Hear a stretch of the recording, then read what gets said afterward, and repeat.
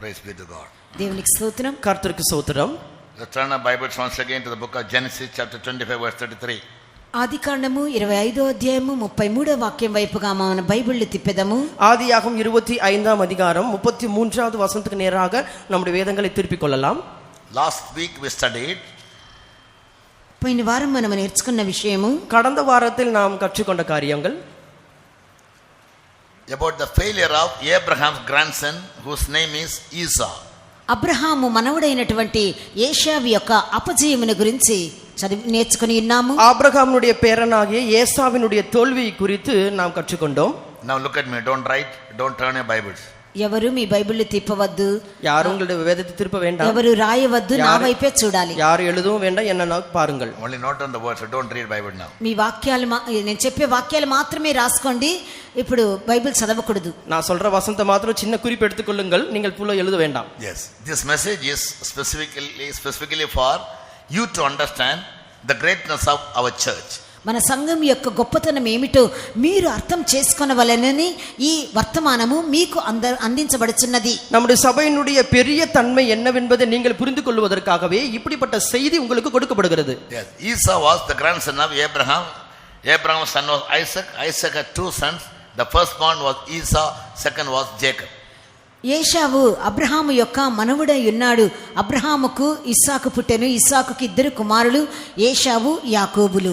ஏசா ஆபிரகாமுடைய பேரனாக இருக்கிறான். ஆபிரகாமுடைய மகன் ஈசாக்கு, ஈசாக்குனுக்கு இரண்டு மகன்கள், ஒருவன் ஏசா, ஒருவன் யாக்கோபு. As per the Jewish law, the firstborn deserved double portion of the father's possession. యూదుల ధర్మశాస్త్ర ప్రకారము మొదటి కుమారునికి అతనికి రెండంతల ఆస్తి ఇవ్వబడును. யூதர்களுடைய பழக்கத்தின்படி அல்லது அவருடைய நிபந்தனையின்படி முதலாவது பிறக்கிறதான மூத்த மகனுக்கு தன்னுடைய தகப்பனுடைய பாகத்திலிருந்து இரட்டத்தனையான பாகம் கொடுக்கப்பட வேண்டும். Because he had four very specific or unique qualities in his life. ఎందుకనగా అతని జీవితంలో విశిష్టమైన ప్రత్యేకమైన 4 గుణములు ఉన్నవి.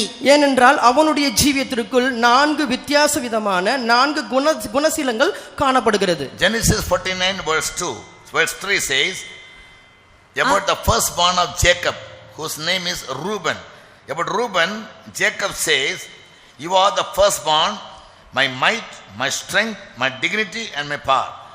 ఆదికాండము 49 3వ వాక్యములో యాకోబు తన పెద్ద కుమారుడైనటువంటి రూబేనును గురించి 4 విశేషమైన సద్గుణములు చెప్పుచున్నాడు. నీవు నా పెద్ద కుమారుడువు, నా శక్తియు, నా బలము యొక్క ప్రథమ ఫలమును, నా ఔన్నత్య అతిశయమును, బలాతిశయము అని చెప్పుచున్నాడు. ஆதியாகமம் 49ஆம் அதிகாரம் 3ஆம் வசனத்தை நாம் வாசிக்கும் பொழுது யாக்கோபுனுடைய முதலாவது குமாரனாகிய ரூபனை குறித்து அவன் அங்கு சொல்லும் பொழுது, நீ என்னுடைய சிரேஷ்ட புத்திரன், நீ என் சத்துவம், என் முதற் பெலன், நீ என் மேன்மை, என் வல்லமை என்று சொல்லுகிறார். Yes. And therefore he was given double portion of his possessions. అందువలనే అతని ఆస్తిలో, తండ్రి ఆస్తిలో అతనికి రెండంతలు ఇవ్వబడుచున్నది. அதனாலே தன் தகப்பனுடைய ஆஸ்தியிலே அவனுக்கு இரட்டத்தனையான பாகம் கொடுக்கப்படுகிறது. He was responsible for the family after the father's death. తండ్రి మరణము తర్వాత కుటుంబం యొక్క బాధ్యత అతని మీద పడుచున్నది. தகப்பனுடைய மரணத்திற்கு பிறகு அந்த குடும்பத்தினுடைய பொறுப்பானது அவனுக்கு தான் கொடுக்கப்படுகிறது. Deuteronomy 21:17 says, ద్వితీయోపదేశ కాండము 21:17లో, உபாகம் 21ஆம் அதிகாரம் 17ஆம் வசனத்தில், the firstborn must be given double portion. ప్రథమ కుమారుడు రెట్టింపు భాగము ఇవ్వబడును. முதல் குமாரனுக்கு இரட்டத்தனையான பாகம் கொடுக்கப்படும். And the right of the firstborn is his. అతడు జ్యేష్ఠుడిగా ఎంచబడుచున్నాడు. அவன் தன் தகப்பனுடைய முதற் பலன் என்று அழைக்கப்படுகிறான். And coming to the New Testament, క్రొత్త నిబంధనకు వచ్చినప్పుడు, புதிய ஏற்பாட்டு காலத்துக்குள்ளாக நாம் வரும் பொழுது, the church of God is said to be the church of the firstborn. దేవుని సంఘము జ్యేష్ఠుల సంఘము అనబడుచున్నది. தேவனுடைய சபையானது முதற் பலன்களின் சபை அல்லது சிரேஷ்ட புத்திர சபை என்று அழைக்கப்படுகிறது.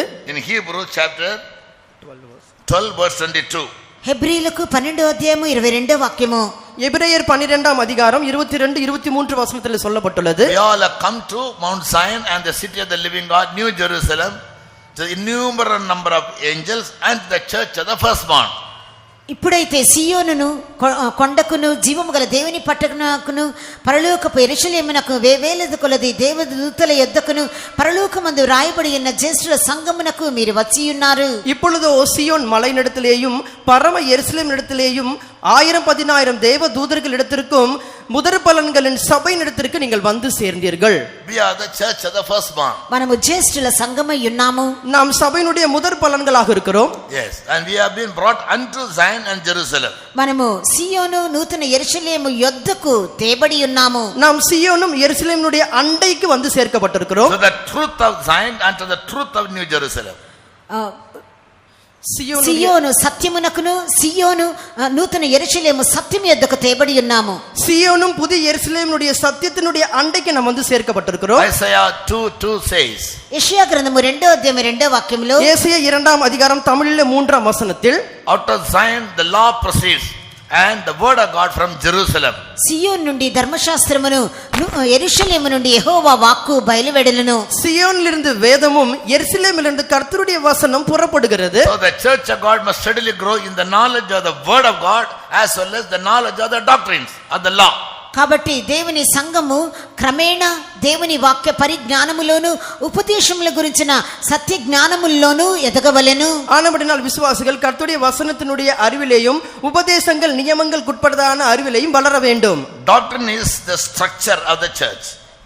ఉపదేశము అనగా సంఘం యొక్క అమరికగా ఉన్నది. உபதேசம் என்று சொல்லும் பொழுது சபையினுடைய ஒரு அமைப்பாக like the skeleton in our body. అది అది మన అది శరీరమును బలపరచును. அது சரீரத்தினுடைய பலனாக இருக்கிறது. skeleton in our body. మన శరీరములోని అస్థిపంజరమై ఉన్నది. நம்முடைய சரீரத்தினுடைய ஐம்புலங்களாக இருக்கிறது. அஸ்திகூடம். அஸ்திகூடங்களாக இருக்கிறது. Yes, there's a skeleton. You know, the doctrine is like the skeleton or the structure in a building. ఉపదేశము అనగా ఒక అస్థి పంజరం వలె లేదా ఒక కట్టడం యొక్క ఆధారం వలె ఉన్నది. உபதேசம் என்று சொல்லும் பொழுது ஒரு அஸ்திரம் போல அல்லது கட்டிடத்தினுடைய மூல தூணாக இருக்கிறது. Structure in a building is the foundation first. ఒక కట్టడమునకు ఆధారము అది మొట్టమొదటిది పునాది ఉన్నది. அந்த கட்டிடத்தினுடைய அமைப்பானது முதலாவது புனாதி அஸ்திபாரத்தில் இருக்கிறது. Secondly the pillars. రెండవదిగా దాని ఆధారము స్తంభములు ఉన్నవి. இரண்டாவது தூண்கள் அதனுடைய ஆதாரமாக இருக்கிறது. Yes, now in Bombay I have seen multi-story buildings, 22-35 floors. బాంబేలో నేను అనేక అంతస్తులు కలిగిన బిల్డింగ్ నేను చూసి ఉన్నాను. 22, 34 ఇటువంటి ఇన్ని అంతస్తులు దాంట్లో ఉంటాయి. நான் பாம்பேல இருந்த பொழுது அநேக கட்டிடங்கள் அநேக அடுக்குமாடி கட்டிடங்களை பார்த்திருக்கிறேன். 23, 33 அடுக்குமாடி கட்டிடங்கள் கூட காணப்படுகிறது. They'll first do only the concrete work. మొట్టమొదటిగా వారు కాంక్రీట్ పని చేస్తారు. முதலாவதாக அவர்கள் கான்கிரீட் வேலைகளை செய்வார்கள். They lay the foundation. మొట్టమొదటిగా వారు పునాదిని వేస్తారు. முதலாவதாக அஸ்திபாரம் போடுவார்கள். Then they do the framework, the pillars and the beams. అటు తర్వాత ఫ్రేమ్ వర్క్ చేస్తారు. స్తంభాలు నిలబెట్టి తర్వాత దూలాలను నిలబెడతారు. அதன் பிறகு ஃப்ரேம் வர்க் செய்வார்கள். அதாவது தூண்களை நிறுத்துவார்கள். Everything will be made with the rods and concrete. వాటిని అది రాడ్లతోనూ కాంక్రీట్ తోనూ చేయుదురు. ஒவ்வொன்றையும் கூட கற்களாலும் இரும்பினாலும் செய்வார்கள். The strength of the building is in the foundation, in the pillars and the beams. ఒక బిల్డింగ్ యొక్క బలం అన్నది ఆ పునాది మీదను ఆ ஸ்தம்பமுல மீதனு அதூலமுல மீதனு ஆதாரப்படி ఉన్నది. ஒரு கட்டிடத்தினுடைய பலனானது அதனுடைய தூணின் மூலமாகவும் அதனுடைய மேல்கூரை அஸ்திபாரத்தின் மூலமாகவும் இருக்கிறது. Therefore the church is said to be the pillar and the ground of truth. అందువలనే సంఘమును గురించి అది సత్యమునకు స్తంభమును ఆధారమునై ఉన్నది అని చెప్పబడెను. அதனாலே சபையை குறித்து சொல்லப்பட்டிருக்கிறது இது சத்தியத்திற்கு தூணும் ஆதாரமானது என்று சொல்லப்பட்டுள்ளது. The church is the pillar and ground of truth. Ground, foundation, pillars, structure. సంఘము సత్యమునకు స్తంభమును ఆధారమునై ఉన్నది. ఆధారము అనగా ఇది పునాది అయి ఉన్నది. சபையானது சத்தியத்திற்கு தூணும் ஆதாரமாக இருக்கிறது. அதாவது ஆதாரம் என்று சொன்னால் அஸ்திபாரமாக இருக்கிறது. That is the doctrines. అదే ఉపదేశము. இதுவே உபதேசங்கள். Like repentance, water baptism, anointing of the Holy Spirit, separated life, truth of divine healing, and entire sanctification of the spirit, soul and body. These are all the framework in the church. ఇదే రక్షణ లేదా మారు మనస్సు, నీటి బాప్తిసము, పరిశుద్ధాత్మ అభిషేకము, ప్రత్యేక జీవితము, ఈ విధంగా సంపూర్ణంగా పరిశుద్ధపరచబడట, జయ జీవితము, ఇవే సంఘం యొక్క ఆధారములై ఉన్నవి. மனத்தின் முதலும் ஞானஸ்நானம் எடுத்தல், பரிசுத்த ஆவியினுக்கு அபிஷேகம் மற்றும் பரிசுத்தமாக்கப்படுதல், நீதிகரிக்கப்படுதல், இவைகள் எல்லாம் சபையினுடைய ஃப்ரேம் ஒர்க்காக இருக்கிறது. Yes. So if the doctrine is broken, therefore in Psalms we read that if the foundation is shaken, what will the righteous do? 11th పునాదులు పాడైపోగా నీతిమంతుడు ఏమి చేయగలడు అని కీర్తనకర్త అడుగుచున్నాడు. அஸ்திபாரங்கள் நிர்மூலமாகிறதே, நீதிமான் என்ன செய்வான் என்று சங்கீதக்காரன் சொல்லுகிறான். That way if the structure is shaken, what the righteous do? Righteous people will be perished. దాని ఆధారము, దాని పునాదే కదిలినట్లయితే నీతిమంతులు ఏమి చేయగలరు? அதனுடைய அஸ்திபாரங்கள் அசைந்தால், அதனுடைய அஸ்திபாரங்கள் நிர்மூலமானால் நீதிமான்கள் என்ன செய்ய முடியும்? In CPM people used to be very very strong in the doctrines. CPM లో దాని లోపల ఉన్నటువంటి జనులందరూ ఉపదేశ విషయంలో చాలా బలమైనగా దృఢముగా ఉందరు. சிபிஎம் லே காணப்பட்டதான ஜனங்கள் உபதேச ரீதியிலே உபதேசத்தில் அதிக பலனுள்ளவர்களாக காணப்பட்டார்கள். All the Pentecostal people used to say about our church in CPM that this is one of the best church having the strong doctrines. తక్కిన పెంతెకోస్తు వారందరూ చెప్పే విషయము సిపిఎం లోని విశ్వాసులు లేదా మన సిపిఎం సంఘమే బలమైన ఆరోగ్యకరమైన ఉపదేశము కలిగి ఉన్నది అని చెప్పుదురు. மற்ற பெந்தகோஸ்து சபையை சேர்ந்தவர்கள் சிபிஎம் சபையை பார்த்து சிபிஎம் சபை தான் மிகவும் பலமான ஆரோக்கியமான உபதேசம் உடையவர்கள் என்று சொல்லுவார்கள். But now the foundation is shaking. People never stand firm for the doctrines and the truths. Deliberately they break it. ఇప్పుడైతే పునాదులు పాడైపోయి ఉన్నవి, అవి కదల్చబడుచున్నవి. జనులు ఉపదేశం కొరకు, సత్యం కొరకు స్థిరముగా నిలబట్టలేదు. వారే కావాలనే ఈ సత్యాలను ఉపదేశాలు ఉల్లంఘించుతున్నారు. Deliberately our people nowadays they break the original doctrines. కావాలనే ఈ ఉపదేశ సత్యాలను ఉల్లంఘించుతున్నారు. வேண்டும் என்று சொல்ல இதனுடைய உபதேசங்கள் சத்தியங்களை அசட்டை பண்ணுகிறார்கள். Your judgment never comes from pastors. You can fool the pastors. మీ న్యాయ తీర్పు పాస్టర్ల వద్ద నుండి రాదు. మీరు పాస్టర్లను ఒకవేళ బుద్ధిహీనులుగా చేయవచ్చు. உங்களுடைய நியாய தீர்ப்பு பாஸ்டர் மூலமாக வராது. ஒருவேளை நீங்கள் பாஸ்டர்களை புத்திஹீனமாக மாற்றலாம். By your influence you can win the pastors' confidence. మీ ప్రభావితం పలుకుబడి చేత పాస్టర్ల యొక్క పాస్టర్లని మీరు సంపాదించుకోవచ్చు.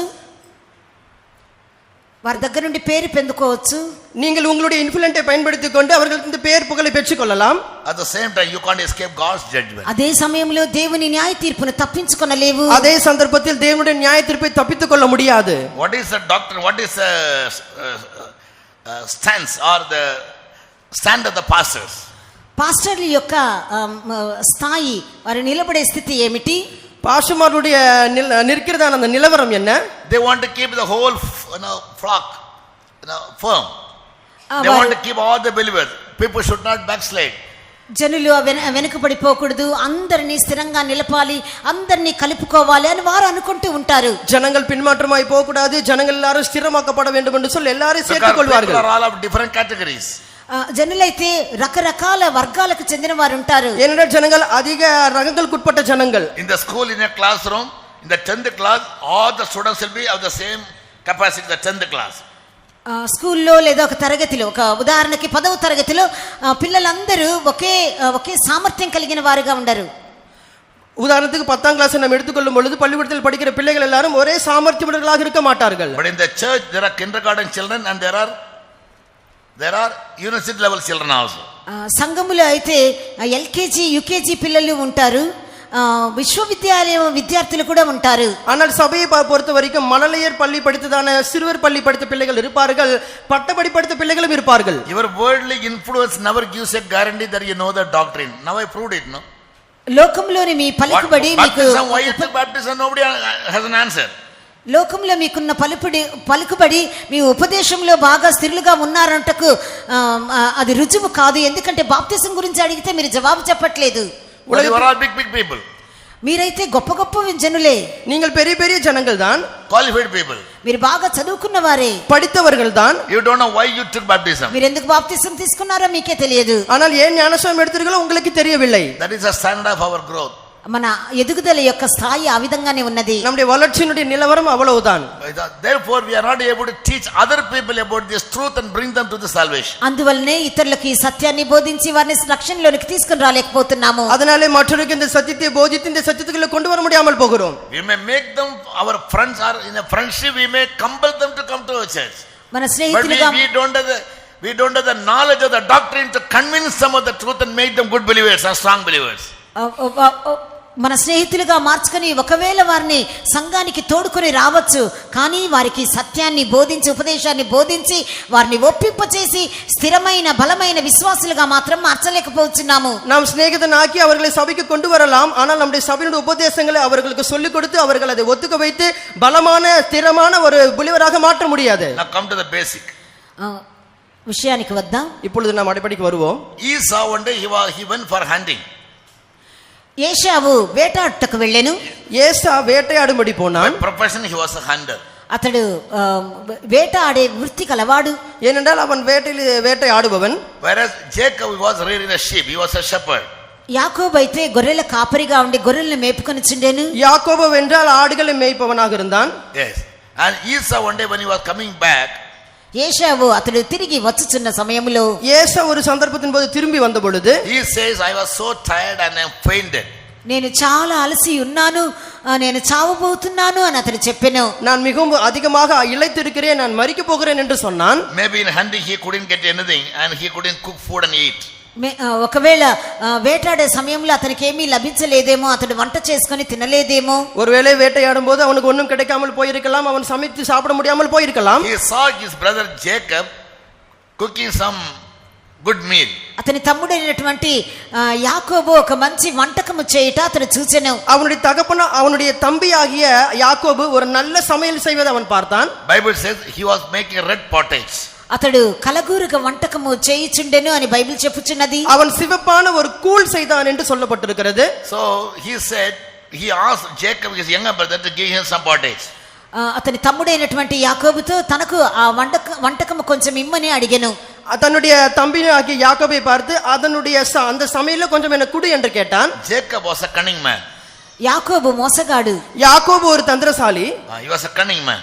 అతడు మోసగాడు. அவன் ஒரு மோசம் போக்குறவன். But in the sight of God he was a wise man. అయితే దేవుని దృష్టిలో అతడు తెలివిగలవాడు. ஆனால் தேவனுடைய பார்வையிலே அவன் மிகவும் புத்திசாலி. The reason why God blessed Jacob in spite of his being a supplanter, a deceiver, is యాకోబు మోసగాడుగా ఉన్నప్పటికీ యాకోబుని దేవుడు ఎందుకు ఆశీర్వదించెను? యాకోబు ஒரு மோசம் போக்குவனாக ஏமாற்றுக்காரனாக இருந்தாலும் எதற்காக கர்த்தர் அவனை ஆசீர்வதித்தார்? He had a great zeal to become the firstborn. అతడు ప్రథమ కుమారుడుగా లేదా జ్యేష్ఠునిగా మారాలని గొప్ప వైరాగ్యం కలిగిన వాడుగా ఉండెను. அவனுக்கு சேஷ்ட புத்திர பாகத்தை குறித்துதான் அதிக வைராக்கியம் உடையவனாக இருந்தான். The Bible says that when they were born, వారు జన్మించినప్పుడు அவர்கள் பிறக்கும் பொழுது Esau came first. ఏశావు మొదటిగా బయటికి వచ్చెను. ஏசா முதலாவதாக வெளிப்பட்டான். Jacob was following him. యాకోబు అతని తరువాత వచ్చెను. యాకోబు அவனுக்கு பின்னாக வந்தான். But he was holding on the legs of Esau. అయితే ఏశావు యొక్క మడిమెను అతను పట్టుకొని ఉండెను. ஆனால் ஏசாவுடைய காலை பிடித்தபடியே வந்தான். So by election of grace, అయితే ఏర్పాటు యొక్క కృప వలన, ஆனால் தெரிந்து கொள்ளுதல் கிருபையினால், God has a policy of election of grace. దేవునికి ఏర్పాటు అనే కృప ఉన్నది. தேவனுக்கு தெரிந்து கொள்ளுகிறதான கிருபை இருக்கிறது. God has his own delight to choose somebody for his purpose. దేవుడు తన ఉద్దేశం నెరవేర్చుటకు ఎవరు కొంతమందిని ఏర్పరచుకునే ఒక అలవాటు కలిగి ఉన్నారు. தேவனுக்கு தன்னுடைய சித்தத்தை நிறைவேற்றும்படிக்கு செய்யும்படிக்கு சிலரை தெரிந்து கொள்ளுகிறதான பழக்கம் இருக்கிறது. For example, God chose Mary to be the mother of Jesus. యేసు ప్రభు యొక్క తల్లిగా ఉండుటకు దేవుడు మరియను ఏర్పరచుకొనెను. இயேசுவுக்கு தாயாக இருக்கும்படிக்கு தேவன் மரியாவை தெரிந்து கொண்டார். But what was the quality of Mary other than other ladies? ఇతర స్త్రీల కంటే మరియ యొక్క విశేషమైన గుణం ఏమిటి? மற்ற ஸ்திரீகளை பார்க்கலும் மரியாவில் இருந்ததான விசேஷமான குணம் என்ன? Bible says she found grace in the sight of God, that's all. ఆమె దేవుని దృష్టిలో కృప పొందినదిగా ఉండెను అని మాత్రమే ఉన్నది. அவள் கர்த்தருடைய பார்வையில் கிருபை பெற்றவளாக இருந்தாள் என்று வேதம் சொல்லுகிறது. Not that she was the only virgin of those days. ఆ రోజుల్లోని ఒకే ఒక కన్యకగా ఆమె ఉండెను అని కాదు. அந்த நாட்களில் அவள் ஒரே ஒரு கன்னிகையாக இருந்தது என்று இல்லை. How are you being saved? మీరు ఏ విధంగా రక్షించబడి ఉన్నారు? நீங்கள் எவ்விதமாக ரட்சிக்கப்பட்டிருக்கிறீர்கள்? Not because of your good qualities or your character. మీ మంచి గుణాలు స్వభావాలను బట్టి కాదు. உங்கள் நற்கிரியைகளோ நல்ல சுபாவங்கள் மூலமாக அல்ல.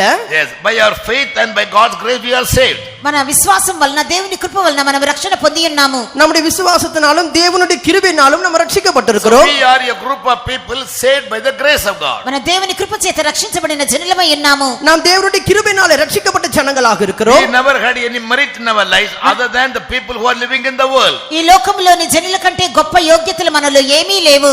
உலக ஜனங்களுக்கு ஒரு பெரிய நன்மை நமக்கு ஒண்ணும் இல்லை. Mahatma Gandhi said, Mahatma Gandhi ఇలా చెప్పి ఉన్నాడు, மகாத்மா காந்தி இப்படி சொன்னார், there is no religion above the truth. సత్యము కంటే మించిన మతం ఏమీ లేదు. சத்தியத்தை பார்க்கல மிஞ்சின மதம் ஒன்றும் இல்லை. That means all the religions are under the truth, the knowledge of the truth. అన్ని మతములు సత్యము క్రిందే ఉన్నవి. எல்லா மதங்களும் கூட சத்தியத்திற்கு கீழாக தான் இருக்கிறது. How could Martin Luther become a great man? Martin Luther ఏ విధంగా గొప్ప వ్యక్తిగా మారాడు? மார்ட்டின் லூதர் எப்படி ஒரு பெரிய நபராக மாறினார்? He was in the Catholic church. అతడు కేథలిక్ సంఘములో ఉండెను. அவன் கத்தோலிக்க சபையில் காணப்பட்டவர். Because his only doctrine was man is saved by grace, not by his works. మనుషుడు క్రియల వలన కాదు దేవుని కృప వలన రక్షణ పొంది ఉన్నాడన్న ఒకే ఒక ఉపదేశాన్ని అతడు బోధించెను. மனிதனுடைய கிரியையினால் அல்ல தேவனுடைய கிருபையினாலே மனிதன் ரட்சிக்கப்படுகிறான் என்கிறதான ஒரே ஒரு சத்தியத்தை சொன்னார். Nobody is made perfect by his works but only by grace. ఎవడును తన క్రియల వలన కాదు కానీ దేవుని కృప చేతనే పరిపూర్ణుడిగా మార్చబడగలరు అని చెప్పి ఉన్నారు. ஒருவன் மனிதனுடைய கிரியைகளினால் அல்ல தேவனுடைய கிருபையினாலே பூர்ணமாக்கப்படுகிறான் என்று அவர் சொன்னார். Paul speaks about the election of grace. పరిశుద్ధుడైన పౌలు కృపా ఏర్పాటును గురించి చెప్పుచున్నారు. பரிசுத்த பவுல் கிருபையின் தெரிந்து கொள்ளுதலை குறித்து சொல்லுகிறார். In the book of Romans chapter 11 verse 7. రోమీయులకు 11వ అధ్యాయము 7వ వాక్యంలో, ரோமர் 11ஆம் அதிகாரம் 7ஆம் வசனத்தில், Israel never got what they sought. இஸ்ரவேலர் தேடுகிறதை அடையாமற் போனார்கள். ఇశ్రాయేలు వెదుకున్నది ఏదో అది వారికి దొరకలేదు. Israel has not received or obtained what they were seeking for. ఇశ్రాయేలు వెదుకున్నది ఏదో అది వారికి దొరకలేదు. இஸ்ரவேலர் தேடுகிறதை அடையாமற் இருக்கிறார்கள். But we have obtained it by the election of grace. అయితే మనము కృపా ఏర్పాటును చొప్పున దాన్ని పొందుకుంటమే. நாமோ கிருபையின் மூலமாக தெரிந்து கொள்ளப்பட்டு அதை அடைந்திருக்கிறோம். So our only quality is we found grace in the sight of God. That's it. మనకున్న ఒకే ఒక యోగ్యత దేవుని దృష్టిలో మనము కృప పొందితిమి. நாம் தேவனுடைய பார்வையில ஒரே கிருபையை தான் பெற்றிருக்கிறோம். Yeah, that is the only quality we have. అది ఆ ఒక్క యోగ్యత మాత్రమే మనకు కలదు. அந்த ஒரே ஒரு தகுதி மாத்திரமே நமக்கு இருக்கிறது. Jacob found grace in the sight of God. యాకోబు దేవుని దృష్టిలో కృప పొందుకొనెను. யாக்கோபு தேவனுடைய பார்வையில கிருபை பெற்றுக்கொண்டான். So his unction and his feeling and his motive in life was somehow to become the firstborn. అతను ఏదో ఒక విధంగా జ్యేష్ఠ కుమారుడుగా మారాలి అన్నదే అతని ధ్యాస, అతని ధ్యేయము, అతని గురిగా ఉండెను. ஏதோ ஒரு விதத்திலே நான் சிரேஷ்ட புத்திரனாக மாற வேண்டும் என்பதே அவனுடைய லக்கு, அவனுடைய நோக்கமாக காணப்பட்டது. Now he got a very golden opportunity. అతనికి ఇప్పుడు ఒక సువర్ణ అవకాశం లభించెను. இப்பொழுது அவனுக்கு ஒரு நல்ல ஒரு சந்தர்ப்பம் கிடைத்திருக்கிறது. Coming to him.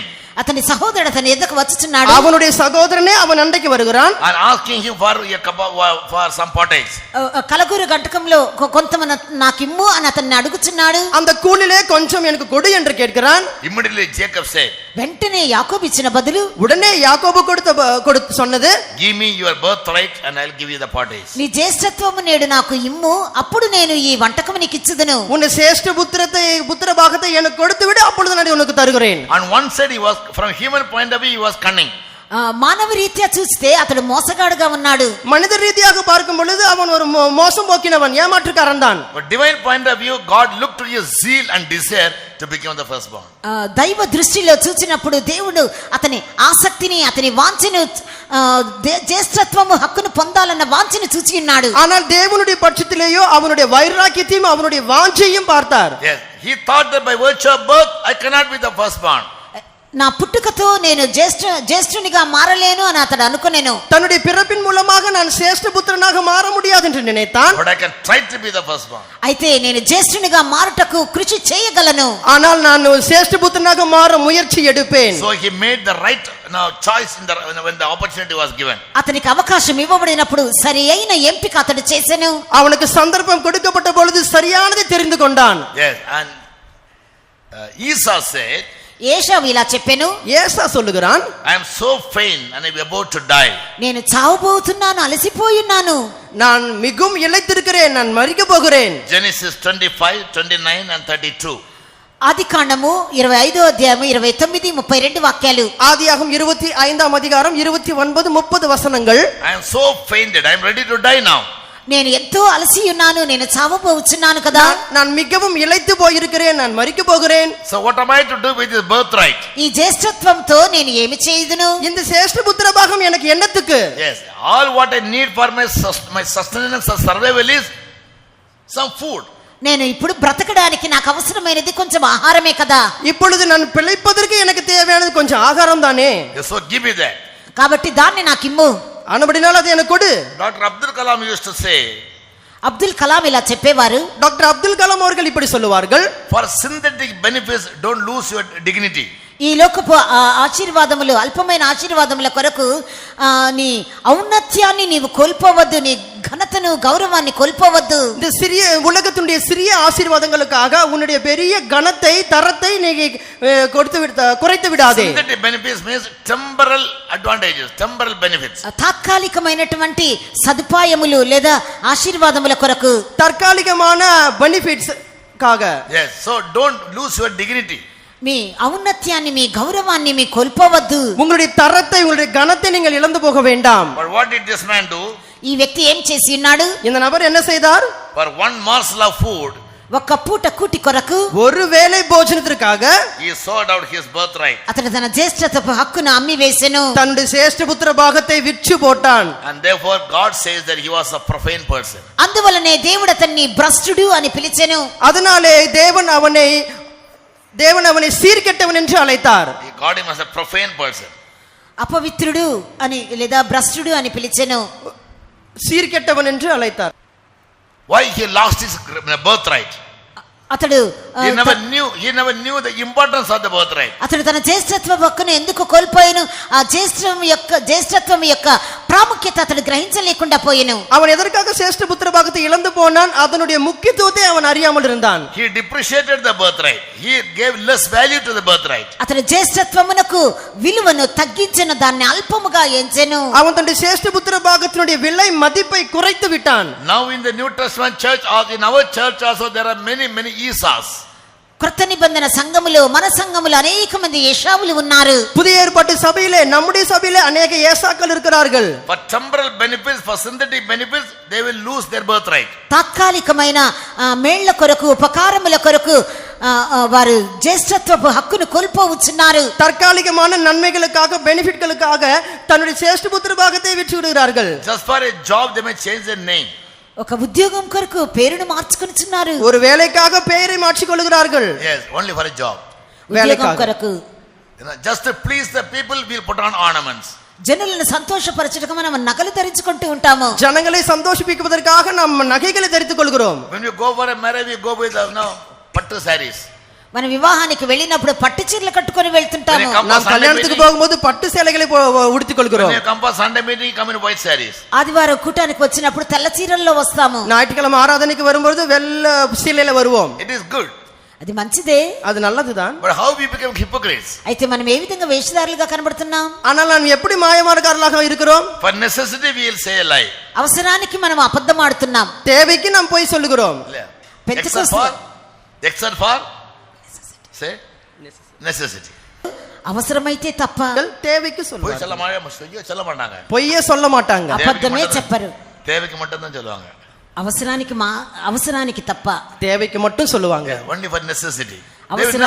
தேவைக்கு மாத்திரம். వారు దూషణ మాటలు పలకరు. அவர்கள் தூஷிக்கிற வார்த்தைகள் பேச மாட்டார்கள். கெட்ட வார்த்தை பேசவே மாட்டார்கள். బూతులు మాట్లాడరు. தேவைப்பட்ட மட்டும் தான் பேசுவாங்க. అవసరమైతేనే మాట్లాడతారు. தேவைக்கு மட்டும் பேசுவார்கள். They will never fight with others. వారు ఇతరులతో గొడవలు పడరు. மற்றவர்களோடு அவர்கள் சண்டை போட மாட்டார்கள். Except for necessity. అవసరమైతే తప్ప.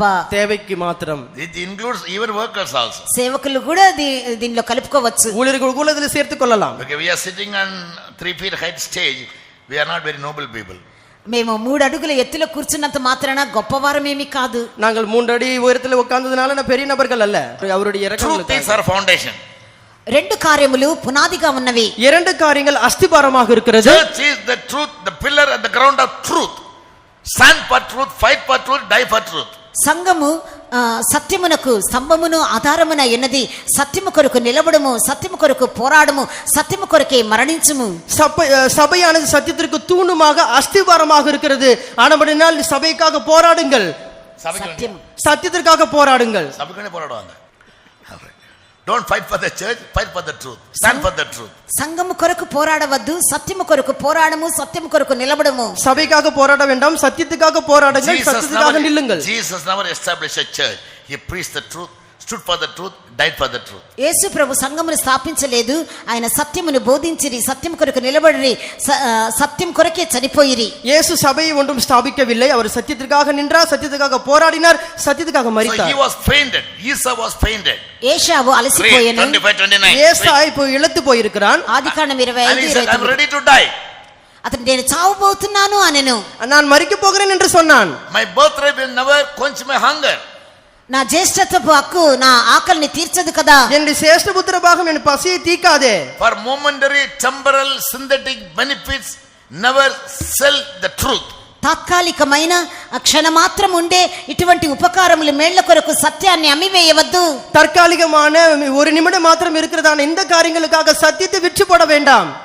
And by selling the truth or selling the birthright, he became a profane person. సత్యమును అమ్మివేయటం వలన ఈ జ్యేష్ఠత్వపు హక్కును అమ్మివేయటం వలన అతడు భ్రష్టుడిగా అపవిత్రుడిగా మారిపోయెను. சத்தியத்தை விற்றபடினாலே தன்னுடைய சேஷ்ட புத்திர பாகத்தை விற்று போட்டபடினாலே அவன் தேவனுடைய பார்வையிலே சீர்கெட்டவனாக அல்லது பரிசுத்தம் இல்லாதவனாக மாறிவிட்டான். Yes, he lost his own life, his dignity. అతడు తన గౌరవాన్ని తన సొంత జీవితాన్ని కోల్పోయెను. அவன் தன்னுடைய கனத்தை தன்னுடைய ஜீவித்தையே இழந்து போய்விட்டான். He lost his might. He lost the excellency of dignity. అతడు తన శ్రేష్ఠత్వమును, అతడి ఔన్నత్యాతిశయమును అతడు కోల్పోయెను. அவன் தன்னுடைய மேன்மையை, தன்னுடைய வல்லமையை, தன்னுடைய பலனை இழந்து போனான். Yes. So for synthetic benefit, don't lose your dignity. తాత్కాలికమైన ఉపకారముల కొరకు మేళ్ల కొరకు మీ గౌరవాన్ని, ఔన్నత్యాతిశయాన్ని కోల్పోవద్దు. தற்காலிகமான டிக்னிட்டி கனத்திற்காக உங்களுடைய மேன்மையை, உங்கள் வல்லமையை நீங்கள் இழந்து போக வேண்டாம். Hebrews 12:16. హెబ్రీయులకు 12:26 వాక్యము. எபிரேயர் 12:26 Here he is addressed to be a profane person. అతడు భ్రష్టుడు అనబడుచున్నాడు. இவன் சீர்கெட்டவன் என்று தமிழில் அழைக்கப்படுகிறான். He corrupted his mind. అతడు తన శక్తిని కోల్పోయెను. அவன் தன்னுடைய வல்லமை இழந்து போனான். Depreciated his value. தன்னுடைய தரத்தை இழந்து போனான். Yes. Many believers, many workers, they lose their dignity for simple reasons. చిన్న చిన్న కారణాల కొరకు అనేక మంది విశ్వాసులు తమ ఘనతను, తన గౌరవాన్ని కోల్పోతున్నారు. అనేక విశ్వాసిகள் சிறிய சிறிய காரியங்கள் நிமித்தமாக தன்னுடைய தரத்தை, தன்னுடைய கனத்தை இழந்து போகிறார்கள். Yes. So always know that you are a very great person. నువ్వు గొప్ప వ్యక్తివి అని ఎల్లప్పుడూ నువ్వు గ్రహించవలెను. நான் பெரிய நபர் என்று எப்பொழுதும் நீ நினைக்க வேண்டாம். David says, దావీదు ఇలా చెప్పుచున్నాడు. దావీదు சொல்லும்போது, yes, God's simplicity, it made him very, very great. దేవుని సాత్వికం అతన్ని గొప్పవానిగా చేసెను. தேவனுடைய பொறுமையானது அவனை பெரியவனாக மாற்றிற்று. In our life also, God's mercies will make us all great people, honorable and dignified people. దేవుని కనికరం వలన మన జీవితంలో కూడా దేవుడు మనల్ని గొప్పవారిగాను, ఘనమైన వారిగాను మనల్ని మార్చి ఉన్నారు. தேவனுடைய கிருபையினாலே நம்மை ஒரு பெரிய நபராக, கனத்துக்குரியவராக மாற்றி இருக்கிறார். So similarly, as I told you last week, Reuben also lost his birthright. Reuben కూడా తన జ్యేష్ఠత్వపు హక్కును కోల్పోయెను. நான் கடந்த வாரத்தில் சொன்னது போல ரூபன் கூட தன்னுடைய சேஷ்ட புத்திர பாகத்தை இழந்து போய்விட்டான். By committing an immoral sin. అతడు అనైతికమైన పాపము చేయటం మూలముగా, அவன் ஒழுக்கம் இல்லாத பாவத்தை செய்த நிமித்தமாக, Many servants of God come to the ministry by committing some immoral sin. They lose the ministry and run away from the faith homes. అనేక మంది దైవ సేవకు వచ్చుచున్నారు. కొన్ని అనైతిక పాపములు చేయటం వలన సేవను వదిలిపెట్టి వెళ్ళిపోవచ్చున్నారు. அநேக ஊழியர்கள் ஊழியத்துக்கு வருகிறார்கள், ஆனால் ஒழுக்கம் இல்லாததான பாவங்கள் செய்த நிமித்தமாக ஊழித்து விட்டு போய்விடுகிறார்கள். In 1 Chronicles 5:1-2. మొదటి దినవృత్తాంతములు 5వ అధ్యాయము మొదటి 2 వాక్యములు. முதலாம் நாளாகமம் 5ஆம் அதிகாரம் முதல் 2 வசனத்தில், Reuben lost his birthright and his birthright was given to Joseph, who lived an overcoming life. Reuben తన జ్యేష్ఠత్వపు హక్కును కోల్పోయెను. జయ జీవితము చేసినటువంటి యోసేపుకు అది అనుగ్రహించబడెను. ரூபன் தன்னுடைய சேஷ்ட புத்திர பாகத்தை இழந்து போனான். ஜெய ஜீவியம் செய்ததான யோசேப்பு அந்த சேஷ்ட புத்திர பாகத்தை பெற்றுக்கொண்டான். Now come to the other point. What is birthright? జ్యేష్ఠత్వము అనగా ఏమిటి? சேஷ்டபுத்திர பாகம் என்றால் என்ன? Literal meaning of birthright is అక్షరానుసారంగా ఈ జ్యేష్ఠత్వము అనగా எழுத்தின்படியான இந்த சேஷ்டபுத்திர பாகம் என்று சொல்லும் பொழுது the right of a person by virtue of his birth. తన పుట్టుక వలన ఒక వ్యక్తికి ఇవ్వబడే ఒక జన్మ హక్కు, பிறப்பின் மூலமாக ஒரு நபருக்கு கொடுக்கிறதான ஜென்ம அதிகாரம். As the first child born in a particular family. ఒక కుటుంబములో మొదటి కుమారుడిగా మొదటి బిడ్డగా అతడు జన్మించడం వలన హక్కు వచ్చుచున్నది. ஒரு குடும்பத்திலே ஒரு முதல் நபராக ஒருவன் பிறந்த பொழுது Yes, so by quality or by virtue he becomes the firstborn by being born in a family as the first child. ఒక కుటుంబములో మొదటి కుమారుడుగా జన్మించుట అనే ఒక మంచి గుణం వలన, మంచి కార్యము వలన అతడు జ్యేష్ఠత్వ హక్కును పొందుకొనుచున్నాడు. ஒரு குடும்பத்தில் முதல் மகனாக பிறந்தது நிமித்தமாகவும் நல்ல குணங்கள் நிமித்தமாக அவன் சேஷ்டபுத்திர பாகத்தை பெற்றுக் கொள்கிறான். Bible uses a word called virtue for excellent people. Bible virtue అనే పదాన్ని శ్రేష్ఠులకు లేదా సద్గుణులకు వినియోగించుచున్నది. வேதத்தில் இந்த குணசீலங்கள் என்று சொல்லுகிறதான இந்த வார்த்தையானது மேற்பட்டவர்களுக்கு நல்லவர்களுக்கு மாத்திரமே சொல்லப்பட்டுள்ளது. In ordinary English people use to say he is a great personality. ఆ వ్యక్తి గొప్ప వ్యక్తి అని సాధారణంగా ఇంగ్లీష్ లో చెప్తూ ఉంటారు. Dr. Abdul Kalam is a great personality. Doctor Abdul Kalam గొప్ప వ్యక్తి. டாக்டர் அப்துல் கலாம் அவர்கள் மிகவும் பெரிய நபர். The word personality never speaks about your physical feature. ఇచ్చట వ్యక్తిత్వము అనగా శరీర ప్రకారమైన కార్యముల గురించి చెప్పుట లేదు. இங்க தனிப்பட்ட விதத்திலே శరీర ప్రకారமான காரியங்களை குறித்து சொல்லப்படவில்லை. Personality doesn't speak only about your physical feature. వ్యక్తిత్వము అనగా శరీర గుణాలను గురించి చెప్పుట లేదు. தனித்துவம் என்று சொல்லும்போது சரீரத்தினுடைய அந்த குணங்களை குறித்து சொல்லப்படுகிறது இல்லை. நீங்க உங்க சரீர பிரகாரமா அழகா இருக்கனால அது personality கிடையாது. சரீர பிரகாரமான காரியங்களை குறித்து அழகா என்று சொல்லப்படவில்லை. There are fools also. శరీర ప్రకారంగా అందంగా ఉంటే వారి మంచి వ్యక్తిత్వం Personality includes physical feature plus intelligence and character.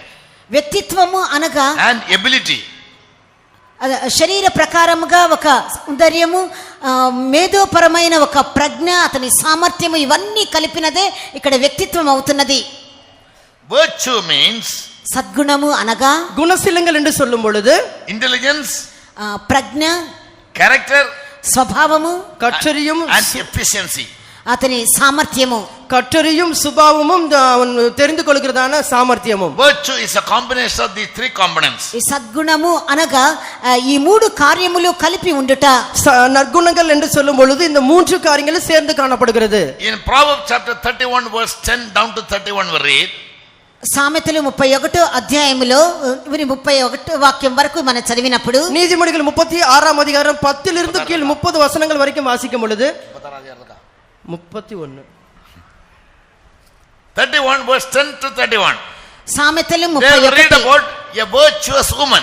10వ వాక్యం నుండి 31వ వాక్యం వరకు చదివినప్పుడు గుణవతి అయిన ఒక స్త్రీని గురించి చదువుచున్నాము. 31 அதிகாரம் 10 வசனத்திலிருந்து கீழ் வாசிக்கும் பொழுது குணசாலியான ஸ்திரியை குறித்து நாம் வாசிக்கிறோம். How she was adjudged or declared to be a virtuous woman. ఆమె ఏ విధంగా గుణవతి అని చెప్పబడుచున్నది? அவள் எப்படி ஒரு குணவதியான ஸ்திரீ என்று நிரூபிக்கப்பட்டாள்? Because of her character.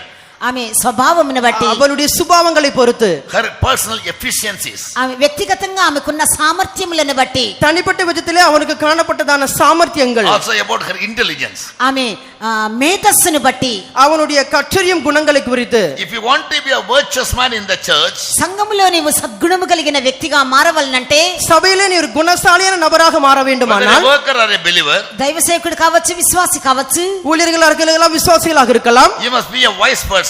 నీవు తెలివి కలిగిన వ్యక్తిగా ఉండవలెను. நீ ஒரு புத்தியுள்ளவனாக இருக்க A வேண்டும். man of character.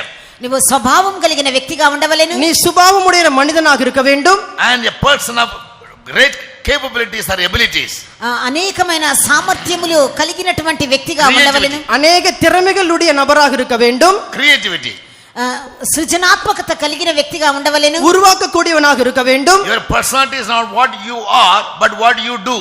నీ వ్యక్తిత్వము అన్నది నీవు ఏమై ఉన్నావు అని దాని మీద ఆధారపడలేదు, నీవు ఏమి చేయుచున్నావు అన్న దాని మీద ఆధారపడి ఉన్నది. உன்னுடைய தனித்துவமானது நீ எப்படி இருக்கிறாய் என்பது அல்ல, நீ என்ன செய்கிறாய் என்பது பொறுத்து இருக்கிறது. So this virtue, according to Aristotle, he divides into two groups. Aristotle ప్రకారముగా ఈ సద్గుణము రెండు విధాలుగా విభాగించుచున్నాడు. அரிஸ்டாட்டில் மூலமாக இந்த சத்தியமானது இரண்டாக பிரிக்கப்படுகிறது, இரண்டு கூட்டமாக பிரிக்கப்படுகிறது. Moral virtue and intelligent virtue. Intellectual virtue. నైతికమైన సద్గుణములు, మేధోపరమైన సద్గుణములు. ஒழுங்குக்குட்பட்டதான குணசீலங்கள், கற்றறியும் அல்லது மனவலிமை உள்ளதான குணசீலங்கள். Yes. What is called moral virtue? నైతికపరమైన సద్గుణములు అనగా ఏమి? ஒழுக்கமுடைய குணசீலங்கள் என்று சொல்லும் பொழுது என்ன?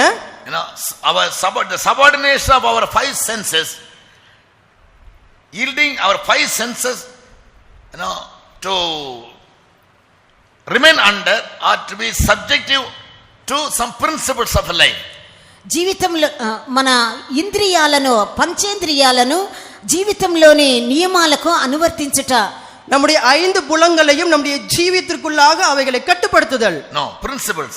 ஒழுங்குட்படுத்துதல். Yes. Man has a principle in life. Common principle. మనుషునికి, ఒక వ్యక్తికి జీవితంలో కొన్ని నియమాలు ఉండును. மனிதனுக்கு தன்னுடைய ஜீவிதத்திலே ஒரு ஒழுங்குகள் காணப்படும். We are all under the law of God spiritually. మనం ఆత్మీయంగా దేవుని నియమం క్రింద ఉన్నాము. ஆவிக்குரிய விதத்திலே நாம் தேவனுடைய நியமத்தின் கீழாக இருக்கிறோம். So I must be habitually subordinating all my senses to the principles of life. జీవితంలోని నియమాలకు నా పంచేంద్రియాలను నేను లోబరచవలెను. ஜீவித்தினுடைய நியமங்களுக்கு என்னுடைய ஐந்து புலங்களையும் நான் உட்படுத்த வேண்டும். Understand me? ஒழுங்கு நெறிமுறைகள். Christopher is a virtuous man. Christopher ఒక సద్గుణము కలిగిన వ్యక్తిగా ఉన్నట్లయితే, கிறிஸ்டோபர் ஒரு குணசாலியான நபராக இருந்தால், what will you do? అతడు ఏం చేయను? அவன் என்ன செய்வான்? He will surrender all the senses. That means sense, his eyes, his ears, his nose, his tongue and everything, he'll make them all subordinate to the principle of the church.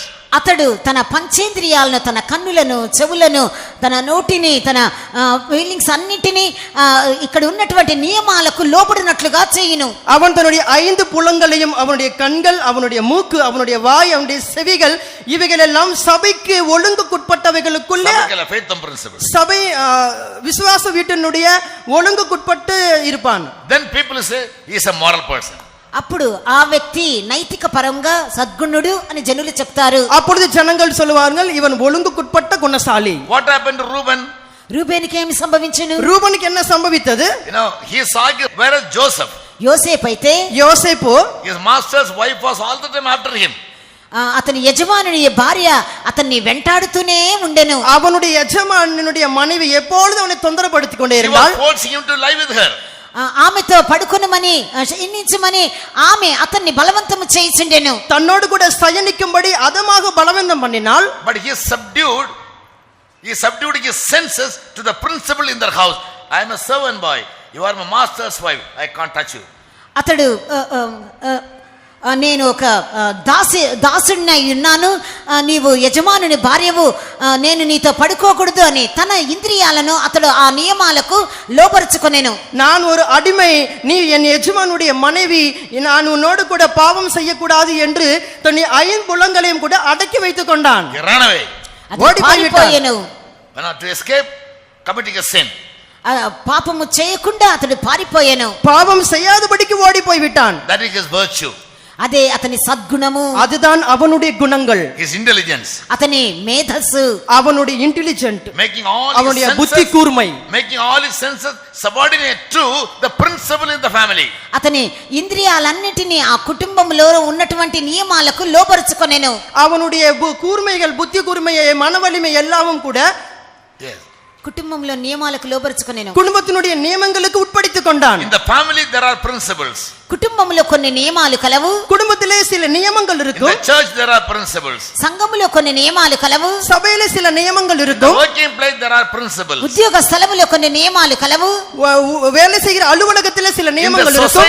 In the society there are principles. సమాజములో కొన్ని నియమాలు కలవు. சமூகத்திலே சில நியமங்கள் இருக்கும். We must make our senses subordinate to those rules and regulations. మన ఇంద్రియాలన్నింటినీ ఆ నియమాలకు లోబడినట్లుగా మనల్ని మనము అణుచుకొనవలెను. நம்முடைய ஐம்புலங்களை கூட அந்த நியமங்களுக்கு உட்படுத்தும்படிக்கு அடக்கி கொள்ள வேண்டும். They are virtuous people. వారు మాత్రమే సద్గుణము గలవారు. அவர்கள் மாத்திரமே குணசீலம் உடையவர்கள். They are intelligent. వారు మేధస్సు గలవారు, அவர்கள் மன வலிமை உடையவர்கள், they protect their moral character, వారి నైతికమైన స్వభావమును వారు కాపాడుకొనిన వారు, அவர்கள் ஒழுங்குக்குட்பட்டதான சுபாவங்களை பாதுகாத்துக் கொண்டவர்கள், their ability to maintain a good life, వారు మంచి జీవితాన్ని కాపాడుకునే సామర్థ్యమును కనపరుచుకొనిరి, தன்னுடைய நல்ல ஜீவியத்தை பாதுகாத்துக் கொள்ளுகிற திறமை உடையவர்கள். yes, they are called morally, they are virtuous. వారు నైతికంగా వారు సద్గుణము గలవారు, அவர்கள் ஒழுங்குக்குட்பட்டதான குணசீலம் உடையவர்கள், குணமுடையவர்கள். Secondly, intellectual virtue, మేధోపరమైన సద్గుణం అనగా ఏమి? கற்றறியக்கூடிய குணசீலங்கள் என்று சொல்லும் பொழுது, what is intellectual virtue? మేధోపరమైన సద్గుణం అనగా ఏమి? கற்றறியக்கூடிய குணசீலங்கள் என்று சொல்லும் பொழுது, The exercise of our reasons in the search of truth. సత్యమును అన్వేషించుటలో మన జ్ఞానాన్ని ఉపయోగించుట, சத்தியத்தை பயன்படுத்திக் கொள்வதற்குள்ளே நம்முடைய அறிவை பயன்படுத்திக் கொள்ளுதல். Someone writes like this, someone writes like ఒక this. వ్యక్తి ఈ విధంగా రాసి ఉన్నాడు. ஒரு நபர் இவ்விதமாக எழுதியிருக்கிறார். Exercise of reason in the search for contemplation of the truth. Contemplation means in search of the truth. It's very seriously thinking about the truth. సత్యాన్ని అన్వేషించుటలో జ్ఞానాన్ని ఉపయోగించుట, వెతుకుట, Truth means principles, சத்தியம் என்று சொல்லும் பொழுது அது Law of life. ஒரு நியமம். law of life. సత్యము అనగా జీవిత నియమాలు, சத்தியம் என்று சொல்லும் பொழுது జీవిత నియమాలు, ஜீவியத்தினுடைய நியமம். Yes, life of man is based on some principles. మానవుని యొక్క జీవితము కొన్ని నియమాల మీద ఆధారపడి ఉన్నది. மனிதனுடைய ஜீவியமானது சில நியமங்களுக்கு உட்பட்டு இருக்கிறது. So we must always exercise our senses to know seriously, to know the truth, the value of truth.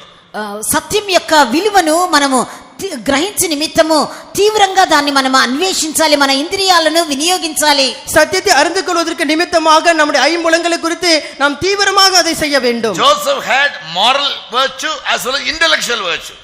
యోసేపుకు నైతికపరమైన సద్గుణము కలదు, మేధోపరమైన సద్గుణము కలదు. யோசேப்புக்கு ஒழுங்குக்குட்பட்டதான குணங்களும் இருக்கிறது, கற்றறியக்கூடிய குணங்களும் இருக்கிறது. Moral virtue is, you are a lady, I am a man, I cannot commit sin with somebody else's wife. నైతికపరమైన సద్గుణము అనగా నీవు స్త్రీవి, ఇతరుల భార్యవి, నేను పురుషుణ్ణి, నేను నీతో పాపం చేయకూడదు.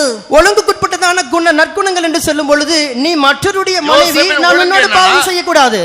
I am a young man, నేను యవనస్తుడిని, நான் வாலிபன், I am unmarried, నేను అవివాహితుడిని, நான் திருமணமாகாதவன், I cannot commit sin with you. నీవు వివాహమైన స్త్రీవి, నేను నీతో పాపం చేయకూడదు. நீ விவாகமான ஒரு ஸ்திரீ, உன்னோடு நான் பாவம் செய்யலாகாது. Under morality. అది నైతికపరమైనది, அது ஒரு ஒழுங்குக்குட்பட்டது. What was his intelligence? అతని ప్రజ్ఞ ఏమిటి? அவனுடைய கற்றறிய தன்மை என்ன? He told her, అతనితో అతడు ఆమెతో చెప్పెను, அவன் அவளோடு சொல்ல வேண்டும், my master has trusted me. నా యజమానుడు నన్ను నమ్మి ఉన్నాడు, என் எஜமான் என் மேல் நம்பிக்கை வைத்திருக்கிறார். He has given me all that is in the family in my hands. కుటుంబంలోని సమస్తమును నా అధీనములోకి ఇచ్చి ఉన్నారు. குடும்பத்தில் இருக்கிற எல்லாவற்றையும் என்னுடைய கையிலே கொடுத்திருக்கிறார். Except you. మిమ్మల్ని తప్ప, உன்னை தவிர, You are my master's wife. మీరు నా యజమానుని భార్య అయి ఉన్నారు. நீர் என்னுடைய எஜமானுடைய மனைவி. I cannot deal with you as my master deals with you. నా యజమానుడు నీతో వ్యవహరించినట్లుగా నేను నీతో వ్యవహరించకూడదు. என்னுடைய எஜமான் உன்னோடு கூட விவரித்தது போல நான் உன்னோடு விவரிக்க கூடாது.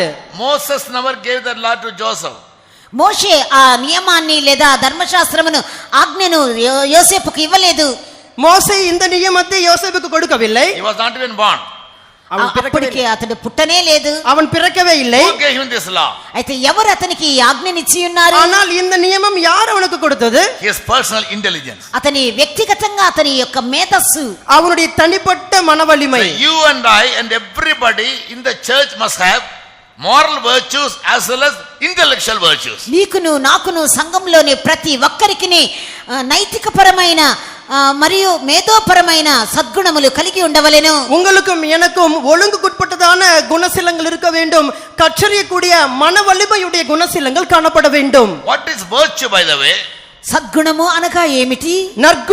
குணங்கள் என்று சொன்னால் என்ன? The free will of man with which he is governing his own life. మనుషునికి ఇవ్వబడిన మనుషునికి ఇవ్వబడిన స్వేచ్ఛానుసారమైన చిత్తాన్ని బట్టి అతడు తన జీవితాన్ని నడిపించుకొనుట தன்னுடைய சுதந்திரமாக கொடுக்கப்பட்டதான தன்னுடைய அதிகாரத்தின்படியாக தன்னுடைய ஜீவியத்தை நடத்தி கொள்ளுதல். Yes, based on his acquired habits. అతను నేర్చుకున్న అలవాట్ల ప్రకారము, அவன் కట్టుకొండదాన அந்த பழக்கங்கள் படி. Understand me? புரிந்ததா? Our activities become our habits. మన క్రియలే మన అలవాట్లుగా మారుతాయి. நம்முடைய கிரியைகள் தான் நம்முடைய பழக்கங்களாக மாறுகிறது. In my young days I always used to pull my nose. Without my knowledge my hand will go there pulling down. నా చిన్న వయసులో ఎప్పుడు నా ముక్కుని ఇలా లాక్కుంటూ ఉంటాను. నా ప్రమేయం లేకుండానే అలా లాక్కుంటూ ఉంటాను. என்னுடைய சிறு வயதிலே என்னுடைய மூக்கை நான் இழுத்து கொண்டே இருப்பேன். என்னுடைய அறிவே இல்லாமல் நான் இழுத்து கொண்டு இருப்பேன். Yes, one day Pastor Yutham said, "Joy, take your hand up." ఒకసారి Why you pastor are pulling your nose? This length is enough. Pastor T Thomas గారు చెప్పి ఉన్నారు, జాయ్ నీ చేతిని పక్కన పెట్టు, ఎందుకు నీ ముక్కును అలాగే లాక్కుంటూ ఉన్నావు అన్నారు. பாஸ்டர் டி தாமஸ் அவர்கள் இப்படி சொன்னார், ஜாய் நீ ஏன் உங்க மூக்கை இழுத்துட்டே இருக்க, உன் கையை எடுத்து பக்கத்துல வை என்று சொன்னார். 2-3 times you said, but without my knowledge my hand will go up. 2-3 సార్లు ఆయన చెప్పారు, నా ప్రమేయం లేకుండానే నా చెయ్యి ముక్కు దగ్గరికి వెళ్ళిపోతుంది. 2-3 முறை அவர் சொன்னால், ஆனால் என்னுடைய அறிவு இல்லாமலேயே அது என் கை அங்கே போகிறது. He gave me a slap. உடனே ஒரு அடி போட்டார். ஒரு நாள் ஒரு அடி போட்டார். ఒకసారి దెబ్బ కొట్టారు. From that day I tried my best. When I go to his room I'll keep my hand. ఆ రోజటి నుండి ఆయన దగ్గరికి వెళ్ళినప్పుడల్లా నా చేతిని వెనక పెట్టుకొనే వెళ్తాను. அந்த நாள்ல இருந்து நான் அவர்கிட்ட போகும்போதெல்லாம் கையை பின்னாடி வைத்து கொண்டு போவேன். Pastor SBNS one day told me. Pastor S B N S గారు ఒక రోజు చెప్పారు. பாஸ்டர் எஸ்பிஎன்எஸ் அவர்கள் ஒரு முறை சொன்னார்கள், Joy, when I went to France first people hated me. Joy నేను మొట్టమొదటిసారిగా ఫ్రాన్స్ కి వెళ్ళినప్పుడు జనులు నన్ను ద్వేషించారు. ஜாய் முதல் முறையாக நான் பிரான்சுக்கு போனபோது ஜனங்கள் என்னை வெறுத்தார்கள். I said, why pastor? ఎందుకు పాస్టర్ గారు అని అడిగాను. ஏன் பாஸ்டர் என்று கேட்டேன். He said I was habitual of cracking my knuckles like this. ఈ విధంగా వేళ్ళు విరుచుకోవడము నాకు అలవాటుగా ఉండేను. இப்படி நான் நெட்டு உடைக்கிறது எனக்கு பழக்கமாக இருந்தது. In Tamil Nadu here Andhra also there are వేళ్ళు విరుచుకోవడం. people used to have the habit of cracking knuckles. వేళ్ళు విరుచుకునే అలవాటు కలిగి ఉంటారు. விரல்களை உடைக்கிற ஒரு பழக்கம் உடையவர்கள் இருப்பார்கள். So when somebody comes to talk to pastor husband without his knowledge, he used to crack his knuckles. People scared. Hey, what are you doing? Breaking his hands. ఎవరైనా వచ్చి పాస్టర్ ఎస్బిఎన్ఎస్ గారి దగ్గరికి మాట్లాడేటప్పుడు ఈ విధంగా వేళ్ళు విరుచుకున్నారంటే, ఏం చేస్తున్నావు, నీ వేళ్ళు విరుచుకుంటున్నావే అని అంటారు. யாராவது வந்து பாஸ்டர் எஸ்பிஎன்எஸ் பேசும்பொழுது இவர் இப்படி தன்னுடைய விரலை உடைச்சு கொண்டிருப்பார். அப்பொழுது என்ன செய்றீங்க, உங்க விரலை நீங்க உடைக்கிறீங்கன்னு சொல்லி கேட்பார்கள். They thought he has got some sickness. ఏదో ఒక వ్యాధి ఉన్నదేమో అని అతను అనుకుంటారు. ఏదో ஒரு வியாதி இருக்கிறது என்று அவர்கள் நினைப்பார்கள். He said it took a long time for me to come out of the habit. ఈ అలవాటు నుండి బయటపడడానికి నాకు చాలా కాలం పట్టింది. இந்த பழக்கத்திலிருந்து வெளியே வரது எனக்கு நீண்ட நாட்கள் பிடித்தது என்று சொன்னார். Unchecked non-intelligent activities or deeds will become a habit. మనము సరి చేసుకొనకుండా ఉన్నట్లయితే, మనము బుద్ధిని ఉపయోగించకుండా ఏదైనా పనులు అలా పదే పదే చేస్తూ ఉన్నట్లయితే అది అలవాటుగా మారిపోతాయి. Repeated mistakes become habits. పదే పదే ఒకే తప్పిదము చేసినట్లయితే అది అలవాటుగా మారిపోతుంది. திரும்ப திரும்ப ஒரே தவறை செய்யும் பொழுது அது பழக்கமாக மாறும். Unchecked uncontrolled habits will become character. సరిదిద్దబడకుండా నియంత్రణ లేకుండా చేసే కొన్ని క్రియలు అవి అలవాట్లుగా మారిపోతాయి. సరి చేయబడాద అడకి వైக்கப்படாத எல்லா క్రియలు పలకமாக మారుం. Once it becomes a character, it is hardly to be eradicated. ఒక్కసారి అది స్వభావంగా మారిపోతే దాన్ని తొలగించుకోవడము చాలా కష్టం. ஒரு முறை அது சுபாவமாக மாறிவிட்டால் அதை நீக்குவது மிகவும் கடினம். You can't eradicate. It will become part and parcel of your life. దాన్ని మనం అస్సలు తొలగించుకోలేము, మన జీవితంలో భాగంగా మారిపోతుంది. அதை நாம் நீக்கிக்கொள்ளவே முடியாது. நம்முடைய జీవితంలో அது ஒரு భాగமாக మారిவிடும். So we all must be intelligent people. We all must be virtuous people. మనమందరము మేధస్సు కలిగిన వారముగాను, మనము సద్గుణము గల వారంగాను ఉండవలెను. நாம் ஒவ்வொரும் திறமை உள்ளவர்களாக இருக்க வேண்டும். நாம் ஒவ்வொரும் குணமுள்ளவர்களாக இருக்க வேண்டும். Morally, by character and intelligently, we must be able to subordinate every member, every sense of us to principles, rational principles. నైతికంగాను మన మేధోపరముగాను మనం ఎల్లప్పుడూ మన ఇంద్రియాలను అధీనములో ఉంచుకొనవలెను.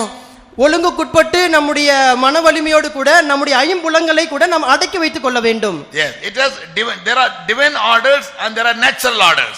Divine principles and natural principles. కొన్ని దైవికమైనటువంటి నియమాలు కలవు, కొన్ని ప్రకృతి సిద్ధమైన నియమాలు కలవు. ஒன்று ஆவிக்குரிய நியமங்கள் இருக்கும், ஒன்று உலகத்துக்குரிய நியமங்கள் இருக்கும். Yes, in our moral acts, నైతిక క్రియల్లో நம்முடைய ஒழுங்குக்குட்பட்டதான கிரியைகளில் there are 4 faculties. I'm sorry, I speak something extra. In the end I'll simplify it. 5 విధములైన భాగములు కలవు. Youngsters study these things very well. యవనస్తులు దీన్ని బాగా అర్థం చేసుకుంటారు. నేను చివరిలో దీన్ని చాలా సరళంగా మీకు వివరిస్తాను. Yes. In human mind there are 4 faculties. మానవ మనసులో లేదా మెదడులో 5 విధములైన ఫ్యాకల్టీ ఉన్నది. மனிதனுடைய மனதிலே 5 விதமான ஃபேக்கல்டிஸ் இருக்கிறது. Faculty means extraordinary quality. ఇక్కడ ఫ్యాకల్టీ అనగా విశేషమైన గుణము. இங்கு ஃபேக்கல்டி என்று சொல்லும் பொழுது அதிகமான குணங்கள். குணம் இல்ல, extraordinary. குணம் means it comes under character. Faculty abilities. தகுதிகள். విశేషమైన సామర్థ్యము. விசேஷமான தகுதிகள், திறமைகள். In any subject when we call it as a faculty, it speaks about something extraordinary. ఏదైనా విషయంలో మనము ఫ్యాకల్టీ అని పిలిచినామంటే అది ఒక విశేషమైనది అనగా శ్రేష్టమైనదిగా ఉంటుంది. ஏதேனும் ஒரு காரியத்தை நாம் ஃபேக்கல்டி என்று அழைக்கும் பொழுது அது அதிகமான திறமை உடையது அல்லது கூர்மை உடையது. In both moral and intellectual virtues there are 4 faculties. There are 4 extraordinary qualities. నైతికపరమైన మేధోపరమైనటువంటి సద్గుణముల్లో విశేషమైన కొన్ని తత్వాలు ఉన్నాయి. ஒழுங்குக்குட்பட்ட மன வலிமையுடையதான குணங்களுக்கு விசேஷமான சில தத்துவங்கள் இருக்கிறது. One is called intellect. ఒకటి ప్రజ్ఞ. ஒன்று இன்டெலெக்ட் அதாவது திறமை, ஞானம். Second is will, power. రెండవది చిత్తము. இரண்டாவது வில் அதாவது மன வலிமை. Third is desire. మూడవది వాంఛ. மூன்றாவது வாஞ்சை, desire. Fourth is aversion. Aversion means avoiding things. నాలుగవది నివారించుట. நான்காவது தவிர்த்தல். Yes. Intellect means ప్రజ్ఞ అనగా இன்டெலெக்ட் அதாவது குணங்கள் என்று சொல்லும்போது wisdom or something higher than that, prudence. తెలివి లేదా వివేకము. புத்தி அல்லது ஞானம். Yes, mindset of a person.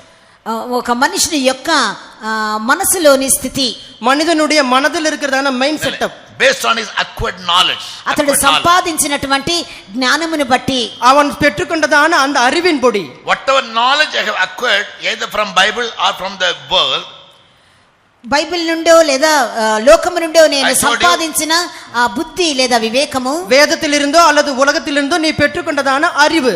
we are bound by 2 laws, divine law and worldly law. మనము 2 నియమాలకు కట్టుబడి ఉన్నాము, దైవిక నియమాలకు లోక సంబంధమైన నియమాలకు. நாம் 2 విధமான నియమங்களுக்கு కట్టుబడిருக்கிறோம். ஒன்று வேத நியமங்கள், மற்றொன்று உலக நியமங்கள். Yes, now we are the citizens of India, so we must live by the constitution of India. మనము భారతీయ పౌరులము కాబట్టి భారత రాజ్యాంగాన్ని అనుసరించి జీవించవలెను. நாம் இந்திய குடிமகனாக இருக்கிறபடினால் இந்தியாவில் காணப்படுகிற சட்டங்களுக்கு உட்பட்டு இருக்கிறோம். Understand me? புரிகிறதா?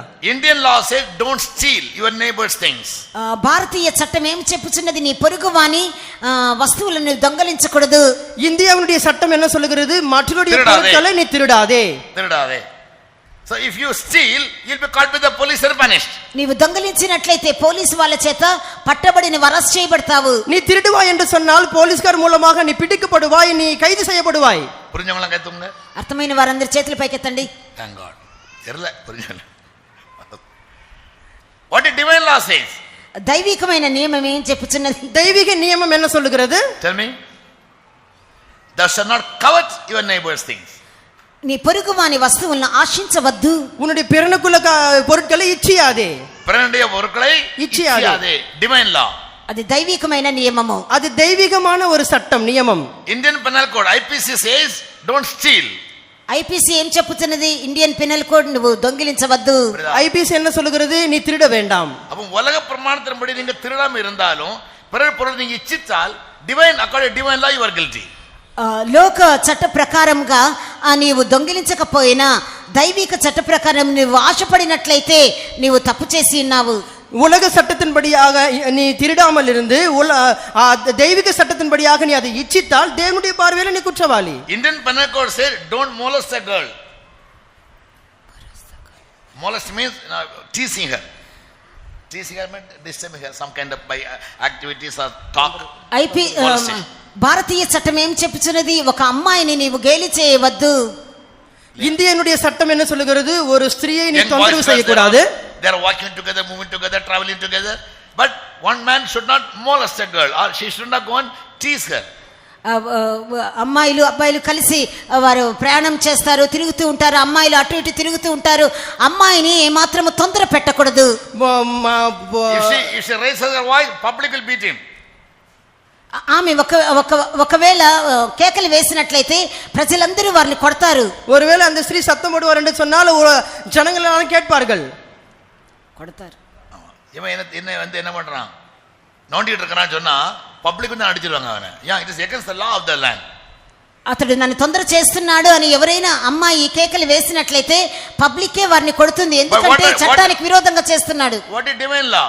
అయితే దైవిక నియమం ఏం చెప్పుచున్నది? ஆனால் தெய்வீக சட்டம் என்ன சொல்லுகிறது? Don't look at her with lust, you will be caught by God. మోహపు చూపుతో ఒక స్త్రీని చూడవద్దు, దేవుని చేత పట్టబడతావు. இச்சையோடு கூட ஒரு ஸ்திரீ நீ பார்க்க வேண்டாம். பார்க்காத, அவளை நோண்ட போறது ரெண்டாவது காரியம், முதல்ல பார்க்க கூடாது. ఆమెను తొందర చేయడం రెండవ విషయము, ఆమెను ఆ విధంగా చూడవద్దు. So we are subjected to two laws, Indian penal code as well as divine law. புரிஞ்சு கை தூக்குங்க. మనము రెండు చట్టాలకి కట్టుబడి ఉన్నాము, భారతీయ చట్టానికి దైవిక చట్టానికి. நாம் இரண்டு சட்டங்களுக்கு உட்பட்டு இருக்கிறோம், ஒன்று இந்திய சட்டம், மற்றொன்று தெய்வீக சட்டம். We are bound by two laws. Indian penal code because we are Indian citizens, we all have Aadhaar card. మనము రెండు చట్టాలకి లోబడి ఉన్నాము, కట్టుబడి ఉన్నాము. మనము భారతీయ చట్టానికి లోబడి ఉన్నాము, మనకు ఆధార్ కార్డు ఉన్నది. And we all have baptism certificate also. அதே போல நமக்கு ஞானஸ்நான சர்டிபிகேட்டும் இருக்கிறது. మనకు బాప్టిజం సర్టిఫికెట్ కూడా ఉన్నది. We have baptism certificate to say that I am bound by the divine law. నేను దైవిక చట్ట ప్రకారం జన్మించి ఉన్నాను అని చెప్పుటకు బాప్టిజం సర్టిఫికెట్ కూడా ఉన్నది. நான் தெய்வீக சட்டத்தின்படியாக பிறந்திருக்கிறேன் என்று சொல்வதற்கு ஞானஸ்நான சர்டிபிகேட்டும் இருக்கிறது. Yesterday I taught you 9 points about baptism. నిన్నటి దినము నేను బాప్తిసం గురించి 9 విషయాలు బోధించి ఉన్నాను. நேற்று தினத்திலே ஞானஸ்நானத்தை குறித்து 9 குறிப்புகள் சொல்லியிருந்தேன். One is law. మొట్టమొదటిది అది చట్టము, నియమము. முதலாவது அது கட்டளை, నియమం. Law written in my heart, that's baptism. నా హృదయములో రాయబడినటువంటి ధర్మ విధి, అది So from బాప్తిసము. the time you take water baptism, you are bound by the law. నీవు బాప్తిసం తీసుకున్న ఆ దినము నుండి ధర్మ విధి లేదా నియమము చేత కట్టుబడి ఉన్నావు. நீ ஞானஸ்நானம் பெற்றுக்கொண்ட அந்த நாளிலிருந்து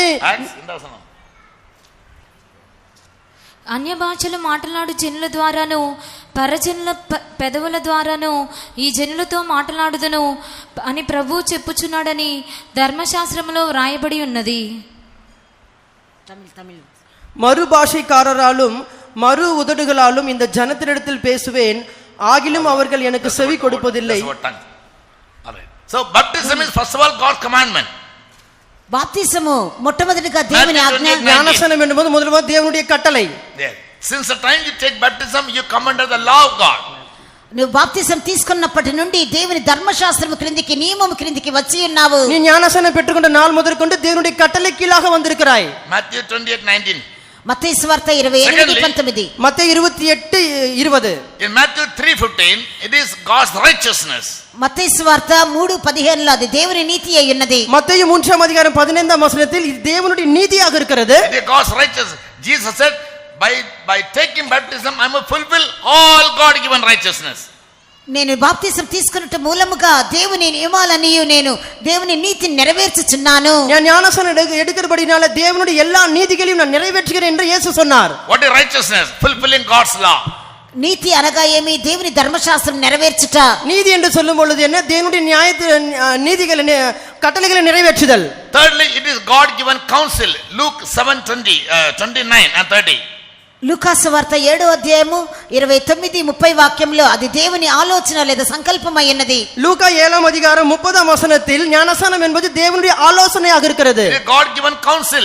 అది దేవుడు ఇచ్చినటువంటి ఆలోచన అయి ఉన్నది. அது தேவனே கொடுத்த ஆலோசனை. David say he will guide me with his counsel and finally receive me into glory. తన ఆలోచన చేత నన్ను నడిపించి తన మహిమలో చేర్చుకొన్నని దావీదు చెప్పుచున్నాడు. உம்முடைய ஆலோசனைப்படி நீர் என்னை நடத்தி முடிவிலே என்னை மகிமையிலே ஏற்றுக்கொள்ளும் என்று தாவீது சொல்கிறார். In 2 Thessalonians 2:10 we read that we are called to obtain God's glory.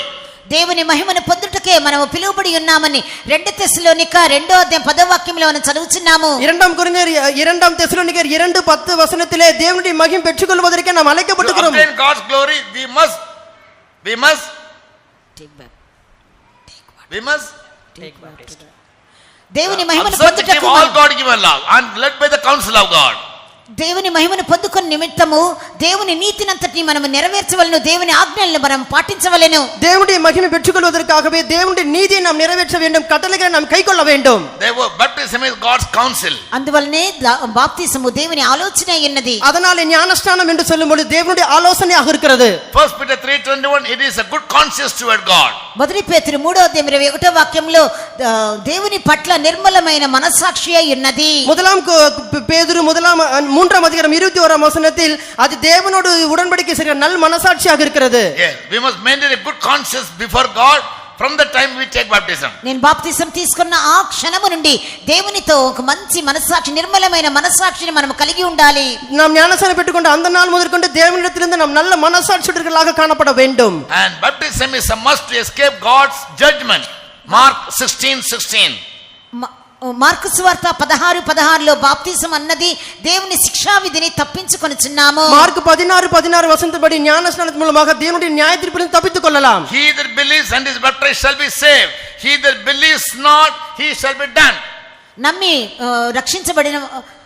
నమ్మి బాప్తిసం పొందినవాడు రక్షించబడును, నమ్మని వానికి శిక్ష విధించబడును. విశ్వాసముள்ளవనాగి జ్ఞానస్నానం పెట్టువన్ రక్షించబడువాన్, విశ్వాసియాదవను ఆకినికుల్లాగా తీర్చబడువాన్. What's the next one?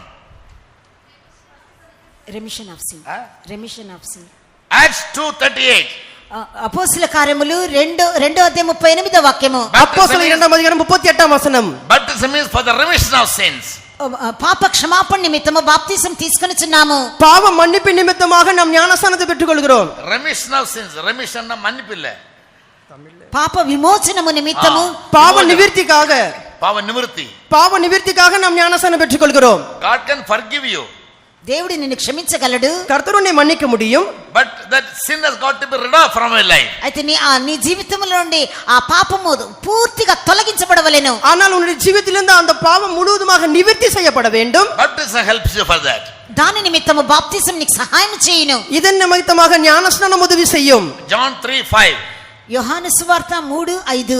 யோவான் 3:5. Baptism is enter into God's kingdom. దేవుని రాజ్యంలో ప్రవేశించే నిమిత్తము బాప్తిసం తీసుకొనవలెను. దేవుని రాజ్యத்துக்குள் பிரவேசிப்பதற்கு ஞானஸ்நானம் எடுக்க வேண்டும். Verily, verily, I say unto you, except ye be born of water and of the Spirit, you will no way enter into God's kingdom. నీటి మూలముగాను ఆత్మ మూలంగాను జన్మించితేనే గాని నీవు పరలోక రాజ్యంలో ప్రవేశించలేవు. జలத்தினாலும் ஆவியினாலும் பிறவாவிட்டால் இந்த ராஜ்யத்திலே பிரவேசிக்க முடியாது. மெய்யாகவே சொல்லுகிறேன். So enter into God's kingdom, you need to be baptized. దేవుని రాజ్యంలో ప్రవేశించుటకు నీవు బాప్తిసం తీసుకొనవలెను. దేవుని రాజ్యத்துக்குள்ளே பிரவேசிப்பதற்கு நீ ஞானஸ்நானம் எடுக்க வேண்டும். To receive the anointing of the Holy Spirit, you need to be baptized. Acts 2:38. అపోస్తల కార్యములు 2:38 వాక్యము, పరిశుద్ధాత్మ అభిషేకం పొందుకొనుటకు నీ బాప్తిసం తీసుకొనవలెను. அப்போஸ்தலர் 2ஆம் அதிகாரம் 38ஆம் வசனத்தின்படி பரிசுத்தாவின் அபிஷேகத்தை பெற்றுக்கொள்வதற்காக நீ ஞானஸ்நானம் எடுக்க வேண்டும். Other thing, in baptism all kind of distinctions, discrepancies and all these things will go.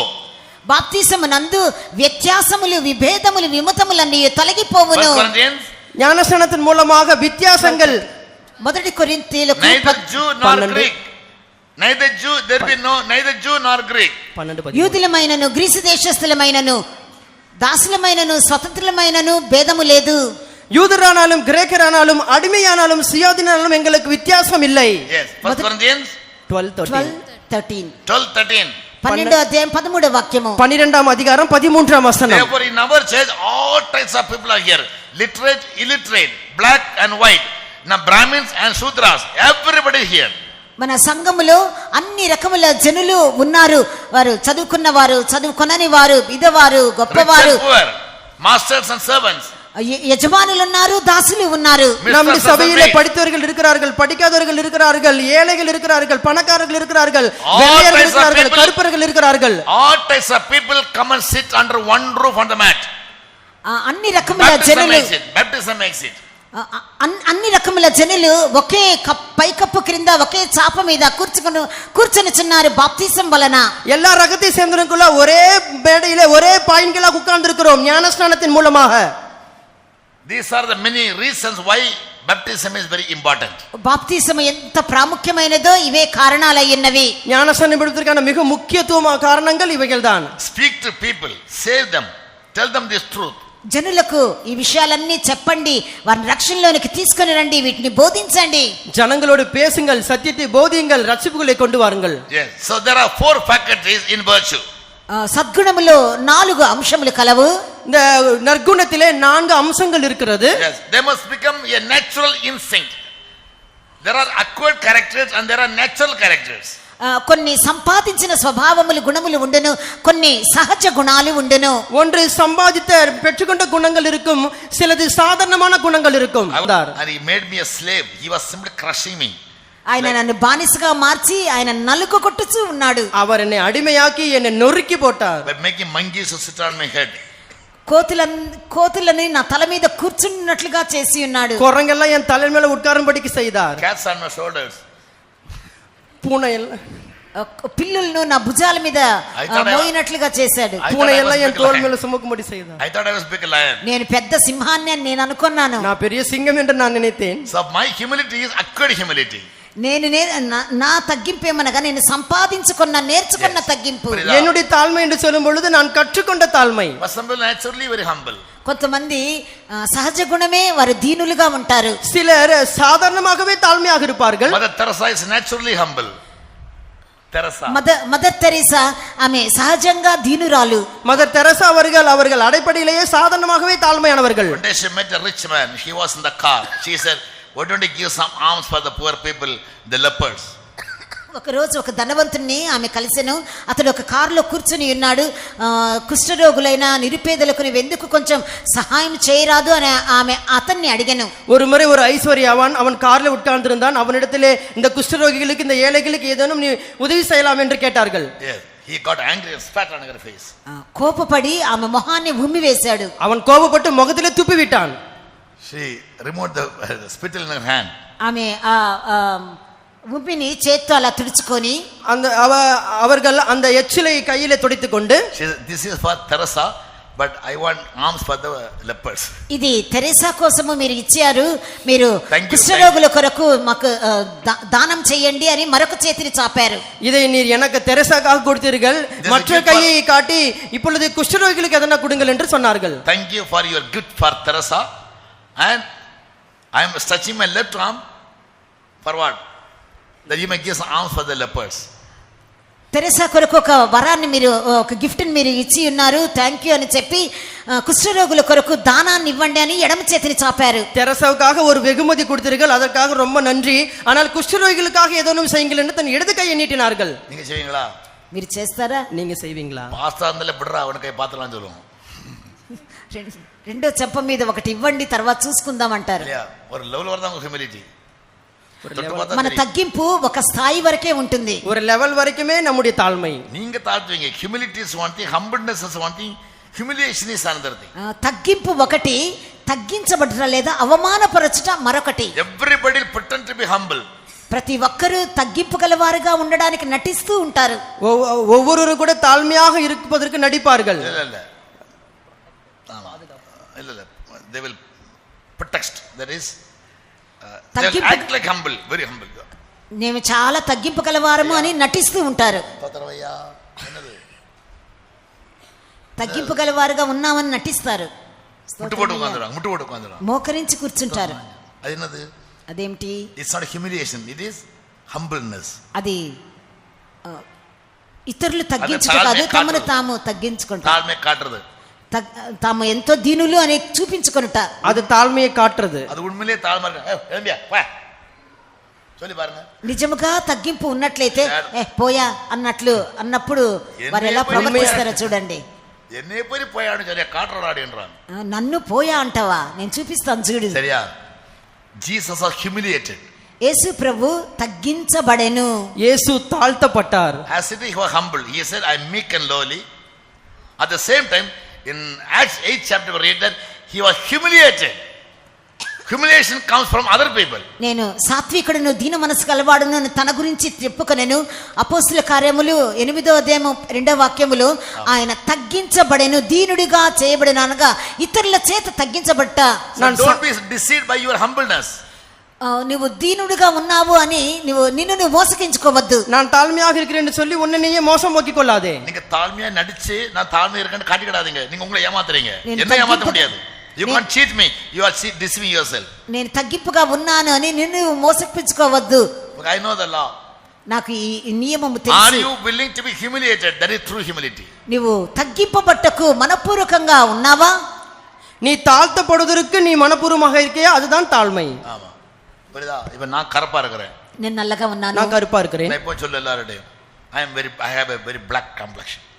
నేను నల్లగా ఉన్నాను అని ఎప్పుడు చెప్తాను. நான் ரொம்ப கருப்பா இருக்கிறேன் என்று எப்பவும் சொல்லுவேன். அத பெருமையா நான் இப்ப நம்பரிய தாழ்மையா சொல்றது மாதிரி சொல்லல. அது ஈஸி. నేను చాలా తగ్గింపుగా ఉన్నట్లుగా అలా చెప్పుకొంచున్నాను, అలా చెప్పడం సులువే. நான் ரொம்ப தாழ்மையாக நான் சொல்றேன், அது ரொம்ப ஈஸி. நாளை கிறிஸ்தவர் வந்து எங்க பாச கருங்குரங்க மாதிரி இருக்கிறாருன்னா சகிக்க முடியுமா? டேய் நேற்று பார்த்து ரெண்டு రేపు క్రిస్టఫర్ బ్రదర్ వచ్చి కట్ ఆఫ్ హిస్ నోస్, రేపు క్రిస్టఫర్ బ్రదర్ వచ్చి మా పాస్టర్ గారు నల్ల బొగ్గుగా ఉన్నాడు అని అంటే మీరు సహించగలనా? అతని ముఖ్య కోసేస్తా. You understand the difference between humbleness and humiliation? తగ్గింపుకి తగ్గించబడుటకు తేడా మీకు అర్థమైందా? தாழ்மைக்கும் தாழ்த்தப்படுவதற்கும் இருக்கிறதான வித்தியாசம் உங்களுக்கு புரிந்ததா?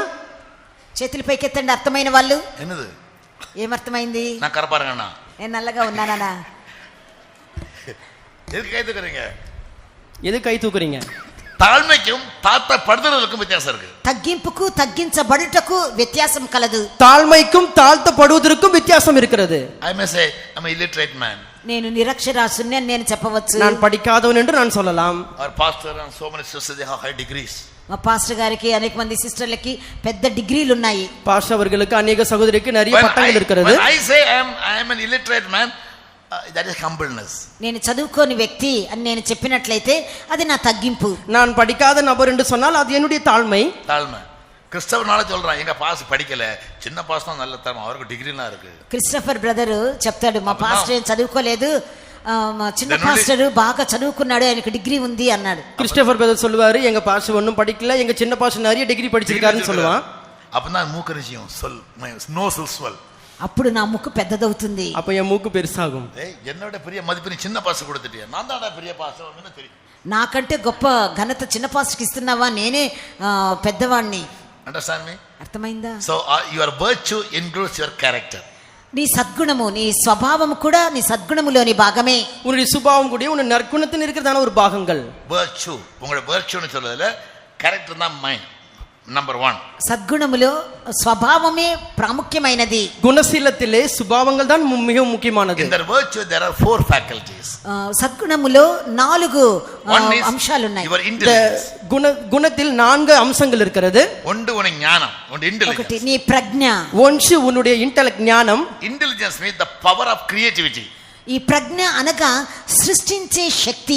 ஞானம் என்று சொல்லும் பொழுது உருவாக்கக்கூடிய வல்லமை. சிலங்க பேசுவாங்க, காட்சி பூச்சின்னு ஒண்ணு செய்ய மாட்டாங்க. కొంతమంది అది ఇది అని మాట్లాడతారు, ఏమీ చేయరు. சிலர் அப்படி இப்படி பேசுவாங்க, ஆனா ஒண்ணும் செய்ய மாட்டாங்க. அது தெரியும், இது தெரியும், அப்படி பண்ணு இப்படி பண்ணு, ஆனா ஒரு கறிக்கு கடுவர்க்க தெரியாது.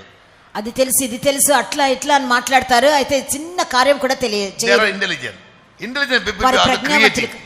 ప్రజ్ఞావంతులు కాదు, ప్రజ్ఞావంతులు ఎల్లప్పుడూ సృజనాత్మకంగా ఉంటారు. அவர்கள் ஞானிகள் அல்ல, ஞானிகள் உருவாக்கக்கூடியவர்கள். yes, by hard labor.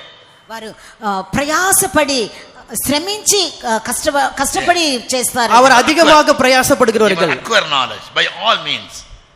వారు జ్ఞానమును సంపాదించుకొని అన్ని విధాలుగా ఆ పని చేసి ముగిస్తారు. அவர்கள் அறிவை சம்பாதித்து எல்லா காரியங்களையும் செய்து முடிக்கிறவர்கள். second is will power. రెండవది చిత్తము. இரண்டாவது மன வலிமை. will means the autonomous power of the mind. ఇక్కడ చిత్తము అనగా మనసు యొక్క ఒక కార్యాన్ని నిర్ణయించడానికి, తీర్మానించడానికి మనిషి మనసుకున్నటువంటి అత్యధికమైన శక్తి. மனவலிமை என்று சொல்லும் பொழுது ஒரு மனிதன் தீர்மானிக்கிறதான மிகவும் சக்தி வாய்ந்ததான ஒரு காரியம். strong leadership depends on decision making. ఒక బలమైన నాయకత్వం అన్నది అతడు తీర్మానం చేసే దాని మీద ఆధారపడి ఉన్నది. ஒரு பலமான நடத்திப்பானது அவன் தீர்மானிக்கிறதான காரியங்களை பொறுத்து இருக்கிறது. ஒரு பலமான நடத்திப்புக்கார கீழ் இருக்கிறது. ஒரு பலமான நடத்திப்புக்காரர் என்று சொல்லும் பொழுது அவன் தீர்மானிக்கிற காரியங்களை பொறுத்து இருக்கிறது. yes, the way he decide things, what is right, what is wrong, what must be done, what mustn't be done, ఏది చేయాలి, ఏది చేయకూడదు, ఏది సరి, ఏది సరి అయినది కాదు అని తీర్మానం చేసే వ్యక్తి నిజమైన ఒక సరి అయిన నాయకుడు. அதுக்கு ఇంటెలిజెన్స్ வேணும், దానికి ప్రజ్ఞ, మేధస్సు అవసరము, அதற்கு ஞானம் அவசியம். so intelligence comes by experiential knowledge. ఈ ప్రజ్ఞ అన్నది అనుభవ జ్ఞానము నుండి వచ్చుచున్నది. இந்த ఇంటెలిజెంట్ என்று சொல்லும் பொழுது அனுபவத்து கூடி வருகிறதான அறிவாக இருக்கிறது. அது intelligence. అదే ప్రజ్ఞ అయినది. they will have strong willpower to make right decision based on their acquired experience. వారు సంపాదించిన అనుభవం ఆధారముగా వారు సరి అయిన తీర్మానమును చేయగలిగే ఒక బలమైన మనసు లేదా చిత్తము వారికి ఉంటుంది. அவர்கள் சம்பாதித்த அனுபவத்தின்படியாக அவர்கள் செய்கிறதான ஒரு சரியான தீர்மானமாக இருக்கும். They will have a strong desire. దానికి వారికి బలమైన వాంఛ ఉంటుంది. அதற்கு பலமான வாஞ்சை இருக்கும். Yes, what is that? I want to be a doctor, I want to be a nurse, I want to be a philosopher, I want to be a professor. Desire. నేను డాక్టర్ని, నర్స్ని, తత్వవేత్తని కావాలి అనే ఒక వాంఛ ఉండెను. நான் ஒரு டாக்டர், நான் ஒரு தத்துவ மேதையாக மாற வேண்டும் இப்படிங்கிறதான ஒரு வாஞ்சை. The urge of the heart. Desire means what the heart is urging for. హృదయంలోని అభిలాష వాంఛించున్నది. இதயத்தில் காணப்படுகிறதான ஆவல், வாஞ்சித்தல். And the fourth faculty is నాలుగవ కార్యము, நான்காவது காரியம், yes, aversion. That means there are many things which we are supposed to avoid. ఈ లోకంలో మనము నివారించవలసిన, వద్దు అని చెప్పవలసిన అనేక కార్యములు కలవు. இந்த உலகத்திலே நமக்கு வேண்டாம் என்று தவிர்க்கக்கூடிய அநேக காரியங்கள் இருக்கிறது. There is anything that discourages us, anything that disappoints us, anything that causes pain to us.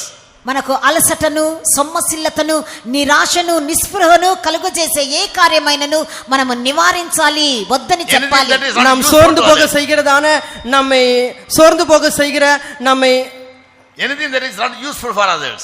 ఇతరులకు ప్రయోజనం కాని ఏ కార్యమైనను సరే నివారించాలి. If I am an intelligent person, నేను ప్రజ్ఞావంతుడినైతే, நான் ஒரு இன்டெலிஜென்ட் நபராக a இருந்தால், man of strong will, నాకు బలమైన చిత్తము కలిగిన వ్యక్తిగా ఉన్నట్లయితే, எனக்கு ஒரு பலமான ஒரு சித்தம் இருக்கும் என்றால், I have an urge in my heart to do what is best. ఉత్తమమైన కార్యాన్ని చేయాలనే ఒక గొప్ప అభిలాష నాలో ఉన్నట్లయితే, ஒரு சிறந்தகான காரியம் செய்ய வேண்டும் என்ற பெரிய ஆவல் எனக்கு இருந்தால், What will I do? నేనేం చేయదును? நான் என்ன செய்வேன்? I must have the fourth faculty of avoiding, averting unwanted things. అనవసరమైన కార్యాలను నేను ఖచ్చితంగా నివారించుదును, నిషేధించుదును, వద్దని చెప్పుదును. Correct. தேவையில்லாத காரியங்களை நான் வேண்டாம் என்று தள்ளி விடுவேன். Understand? தள்ளி விடணும், தள்ளி விட வேண்டும். விட வேண்டும். புரியுதா?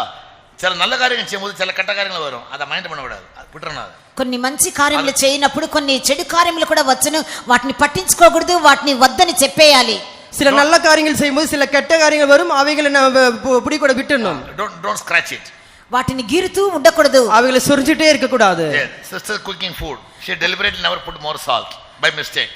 సహోదరులు వంట చేస్తారు, వారు కావాలనే ఎక్కువ ఉప్పును వేయరు, ఏదో తప్పిపోయి ఉప్పు ఎక్కువ పడిపోయింది అనుకోండి. சகோதரிகள் சமையல் செய்வார்கள், அவர்கள் வேண்டும் என்று உப்பு அதிகமாக போட மாட்டார்கள், தெரியாம போட்டு விடுவார்கள். When I start eating it, too much salty. దాన్ని తినడానికి మొదలు పెట్టినప్పుడు ఉప్పు ఎక్కువగా ఉన్నది. நான் சாப்பிட ஆரம்பிக்கும் பொழுது அது அதிக உப்பாக இருக்கிறது. உடனே போன் எடுத்து லெஃப்ட் ஹேண்ட் கொடுக்கல, ஏய் ஒரு போல விஷய பண்ணு. You are not my servant, you are not my maid. You are cooking food for me by your love and regard and mercy for God. Mercy. వెంటనే ఫోన్ తీసుకొని, ఏంటి నీకు బుద్ధి ఉందా లేదా అని తిట్టేయకూడదు. నువ్వు నాకు దాసురాలవు కాదు. Shout at her, rebuke her, it will be causing pain to her. ప్రేమతోనూ కనికరముతోనూ చేయుచున్నావు. ఒకవేళ ఆ విధంగా కేకలు వేసి తిట్టినట్లయితే వారికి దుఃఖము కలుగును, నొప్పి కలుగును. நான் அவர்களை போன் செய்து நான் இப்படி செய்தேன்னு சொல்லி திட்டுவேன் என்று சொன்னால் அவர்களுக்கு துக்கம் உண்டாகும். I am causing pain to them. వారికి నేను బాధను కలుగు చేయుచున్నాను. நான் அவர்களுக்கு కష్టத்தை உண்டாக்குகிறேன். Next time they never cook food with love. తర్వాత నాకు ప్రేమతో వారు వండి పెట్టరు. அதன் பிறகு அன்பாக என்னை சமைத்து கொடுக்க மாட்டார்கள். Once in a faith home they put more salt and gave me, I ate the whole thing. ఒకసారి విశ్వాస గృహంలో ఎక్కువ ఉప్పేసి నాకు వంట చేసి ఇచ్చారు, నేను అంతా తినేసాను. ஒரு நாள் விசுவாச வீட்டுல உப்பு அதிகமா போட்டு எனக்கு சமைச்சு செஞ்சு கொடுத்தாங்க, நான் எல்லாத்தையும் சாப்பிட்டு முடிச்சிட்டேன். எல்லாம் சாப்பிட்டு முடிச்சிட்டேன். After that, the center mother went there and said, "Arey, what did you give to pastor? How much I made this and this? What is that? Let me taste." Taste பண்ணி பார்த்தா பயங்கர உப்பு.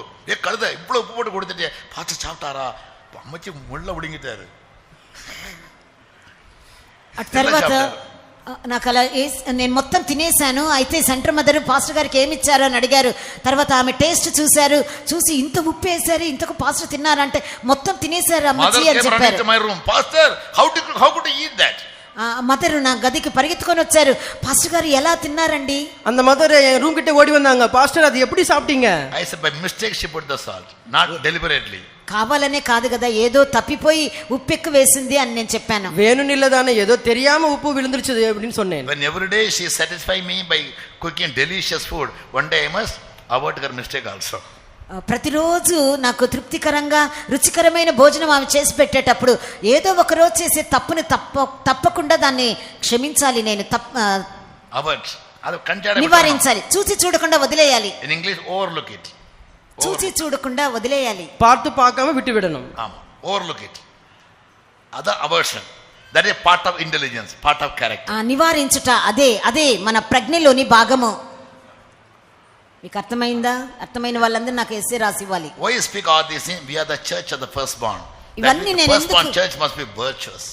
ఇవన్నీ నేను ఎందుకు మాట్లాడుతున్నాము? మనము జ్యేష్ఠుల సంఘమై ఉన్నాము. జ్యేష్ఠుల సంఘము సద్గుణము గలదై ఉండవలెను. நான் ஏன் இதெல்லாம் சொல்கிறேன்? நாம் சபையினுடைய முதற் பலன்களாக இருக்கிறோம். முதற் பலன்கள் என்று சொன்னால் நற்குணங்களாக இருக்கிறது. Yes, excellency of dignity, excellency of power. ఔన్నత్యాతిశయము, బలాతిశయము, மேன்மையும் வல்லமையிலே சிறந்தவனும், My might, my strength. నా శక్తియు నా బలమైన strength. என்னுடைய வல்லமை, என்னுடைய சத்துவம். By anointing we are given might. By anointing we are given wisdom. అభిషేకం మూలముగా మనకు శక్తియు, మనకు బలమును, జ్ఞానమును అనుగ్రహించబడి ఉన్నది. அபிஷேகத்தின் மூலமாக நமக்கு சத்துவம், நமக்கு பலனும், நமக்கு ஞானமும் கொடுக்கப்பட்டிருக்கிறது. By the knowledge of the word of God and by the anointing we are made as kings and priests and prophets. దేవుని వాక్య పరిజ్ఞానం మూలముగాను, అభిషేకం మూలముగాను మనము ఔన్నత్యాతిశయము గల రాజులుగాను, యాజకులుగాను చేయబడి ఉన్నాము. கர்த்தருடைய வசன அறிவினாலும் அபிஷேகத்தின் மூலமாக ராஜாக்களாக, ஆசாரியர்களாக, தீர்க்கதரிசிகளாக மாற்றப்பட்டிருக்கிறோம். When I praying for the anointing alone in my room, ఒకరోజు నేను అభిషేకం కొరకు ఒంటరిగా గదిలో ప్రార్థన చేయించినప్పుడు, ஒரு நாள் அபிஷேகத்திற்காக என்னுடைய அறையில் நான் தனியாக இருந்த பொழுது, I was fasting unto death. నేను మరణించే వరకు ఉపవాసం ఉంటిని. நான் மரண வரைக்கும் உபவாசம் இருக்கணும். அபிஷேகம் கிடைக்கிற உபவாசம் இல்லடா, மரிக்கிற உபவாசம் பண்ணதுன்னு. అభిషేకం దొరికే వరకు ఉపవాసం ఉంటాను, మరణించినా పర్వాలేదు అనుకున్నాను. God asked me, God, what do you want anointing? నీకెందుకు అభిషేకం కావాలని దేవుడు నన్ను అడిగారు. உனக்கு எதற்கு அபிஷேகம் வேண்டும் என்று கர்த்தரிடத்தில் கேட்டார். Because know the truth, I told him, I want anointing for this.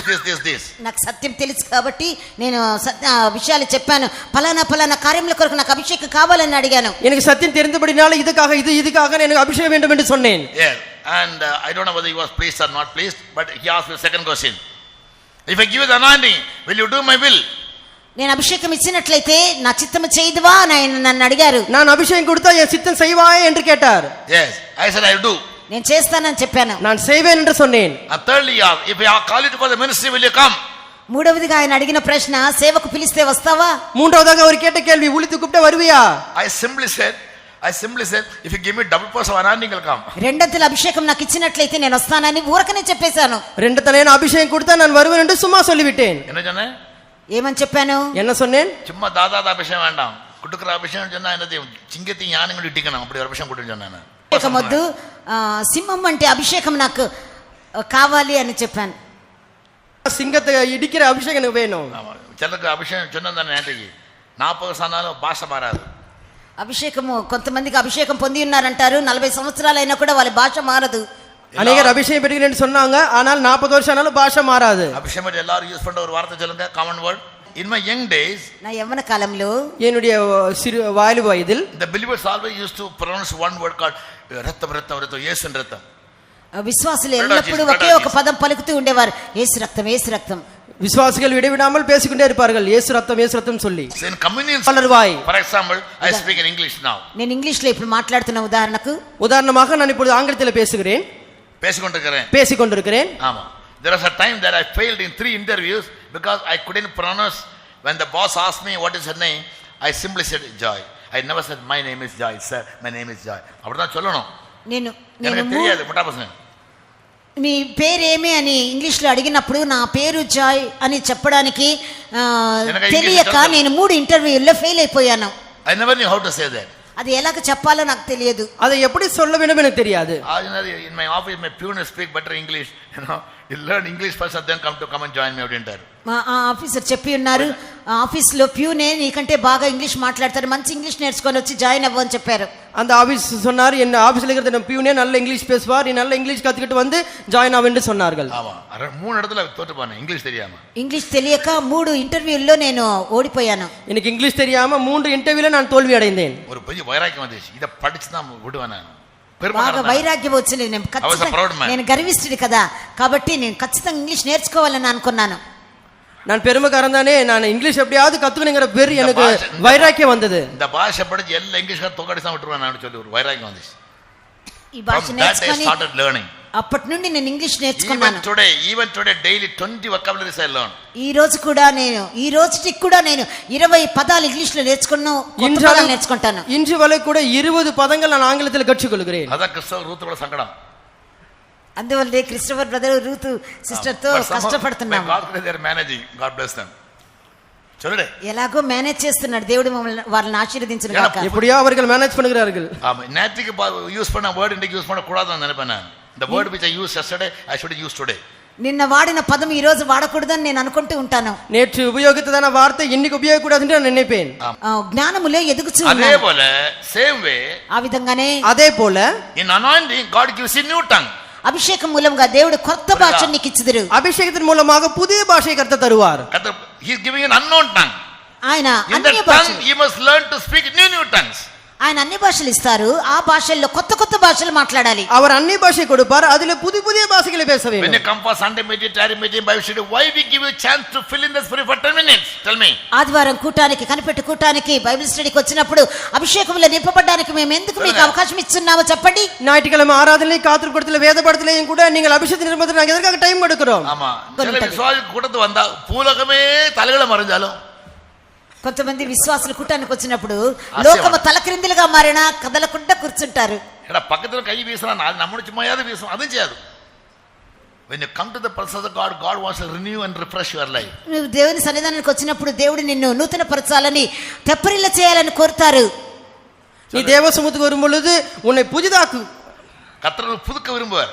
கர்த்தர் உன்னை புதுக்க வாஞ்சிப்பார், ரிஃப்ரெஷ், உன்னை புதிதாக்க விரும்புவார். டியூட்டி முடிச்சு டயர்டா வரும்போது ஒரு சாயை குடிச்ச உடனே குளிச்செடு விளிம்பு ஆயிருவீங்க, புதிய சிருஷ்டி ஆயிருவீங்க.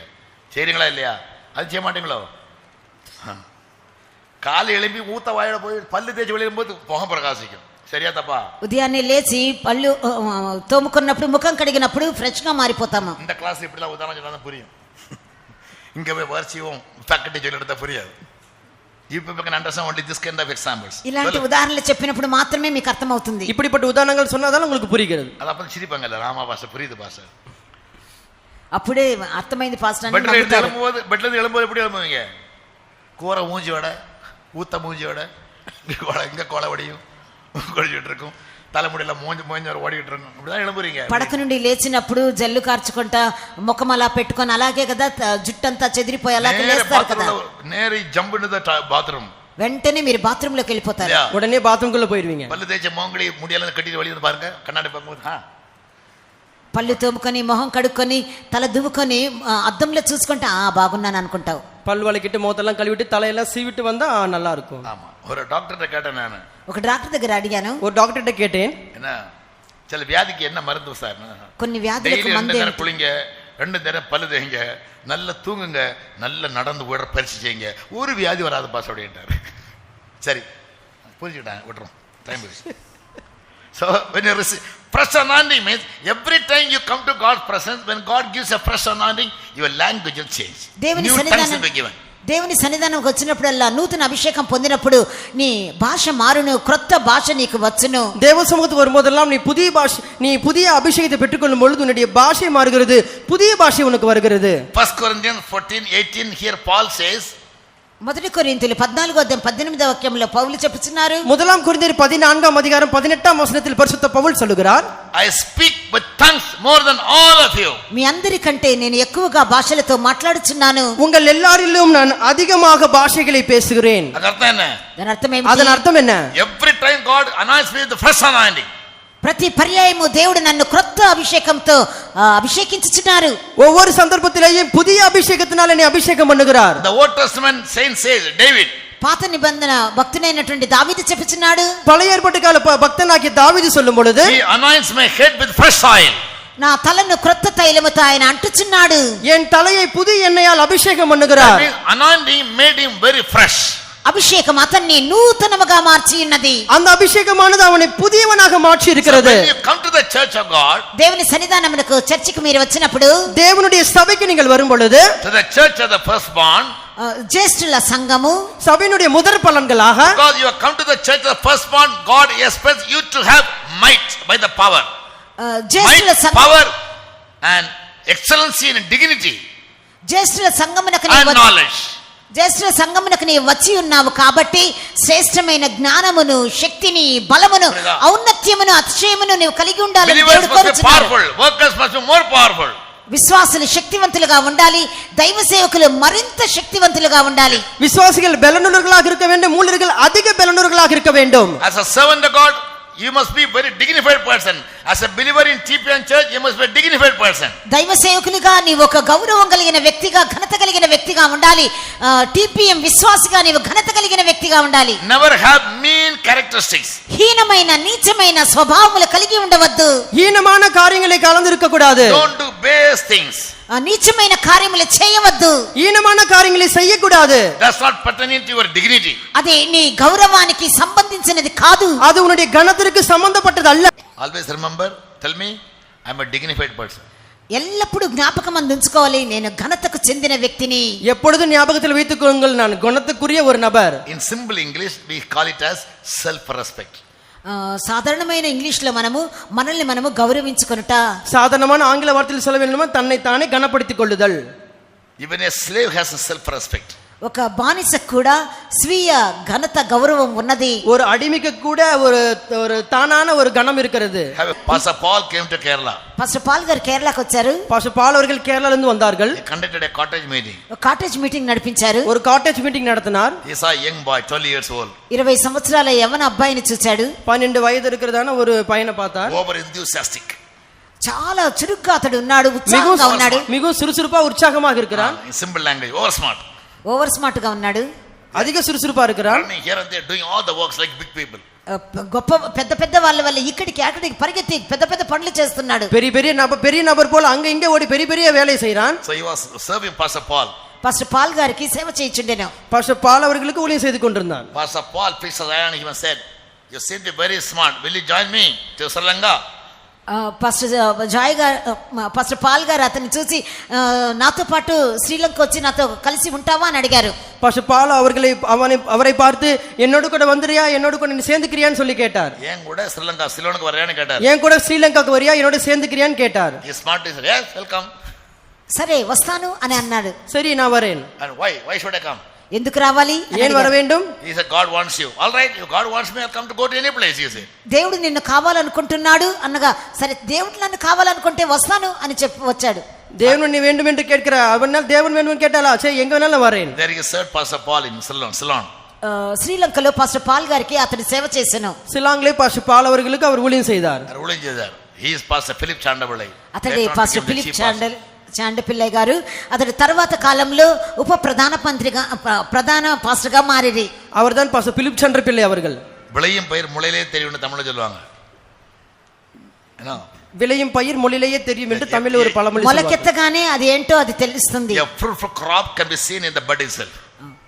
ఫలించే ఒక పంట మొలకలోనే తెలుస్తుంది. విளையிற பயிர் அது முளையிலேயே அது வளரும்போதே தெரியும். All the young boys and girls, be very enthusiastic, very smart. యవన అమ్మాయిలు అబ్బాయిలు మీరు ఉత్సాహముగాను చురుగ్గాను ఉండాలి.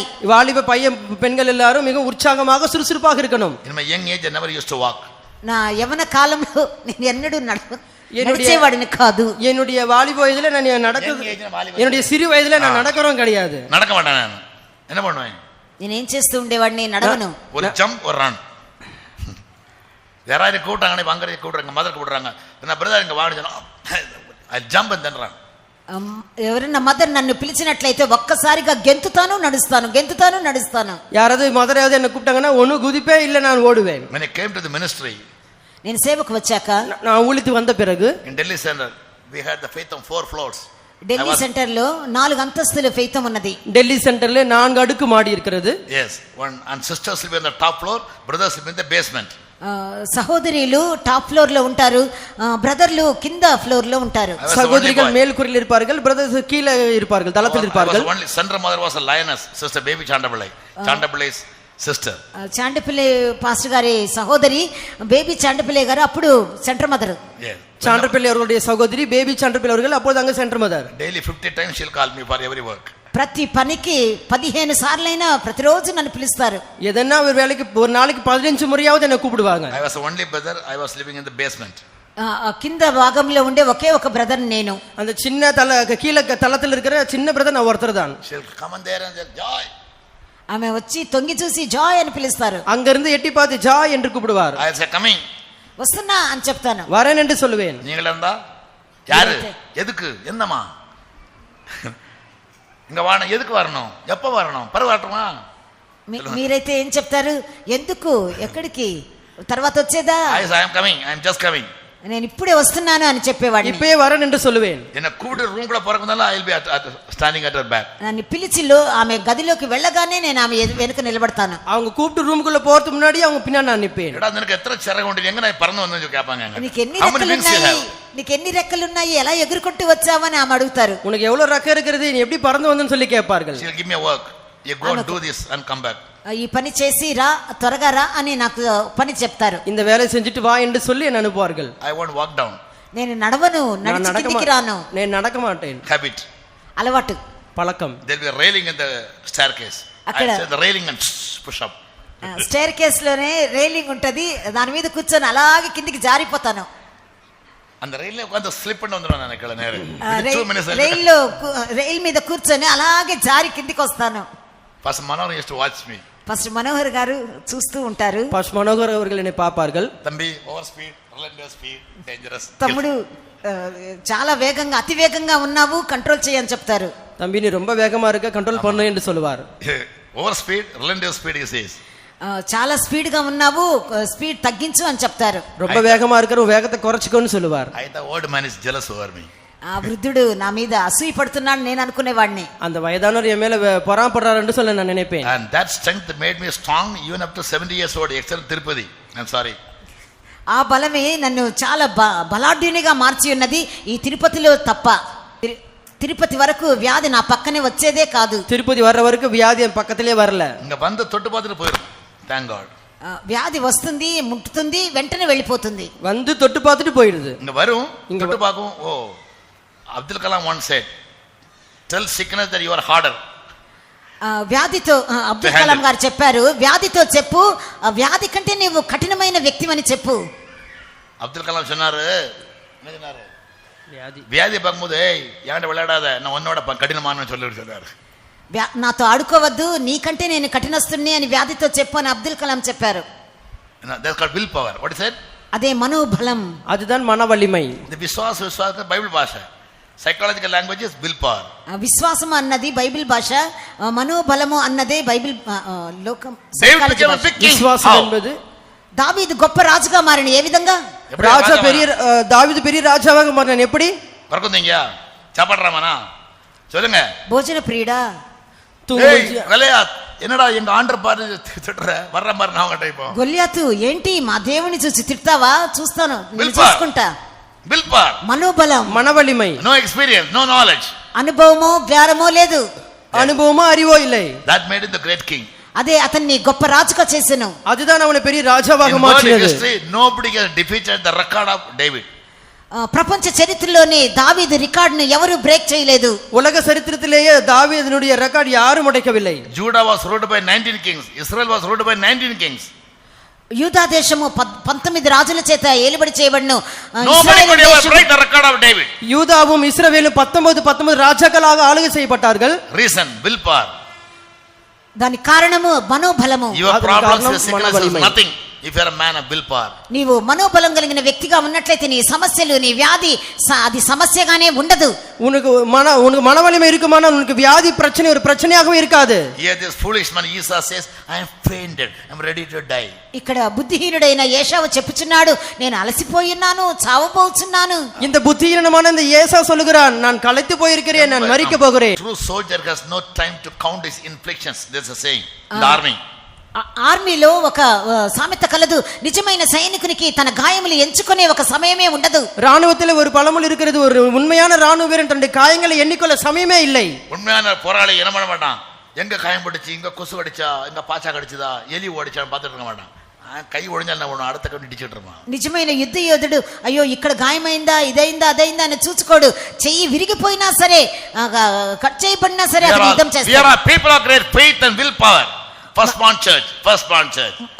జ్యేష్ఠుల సంఘమైన మనము మనోబలము కలిగిన వారము. Yes. முதற் பலன் சபையாகிய நாம் மனவளமுள்ளவர்களாக இருக்கிறோம். Don't be fainted.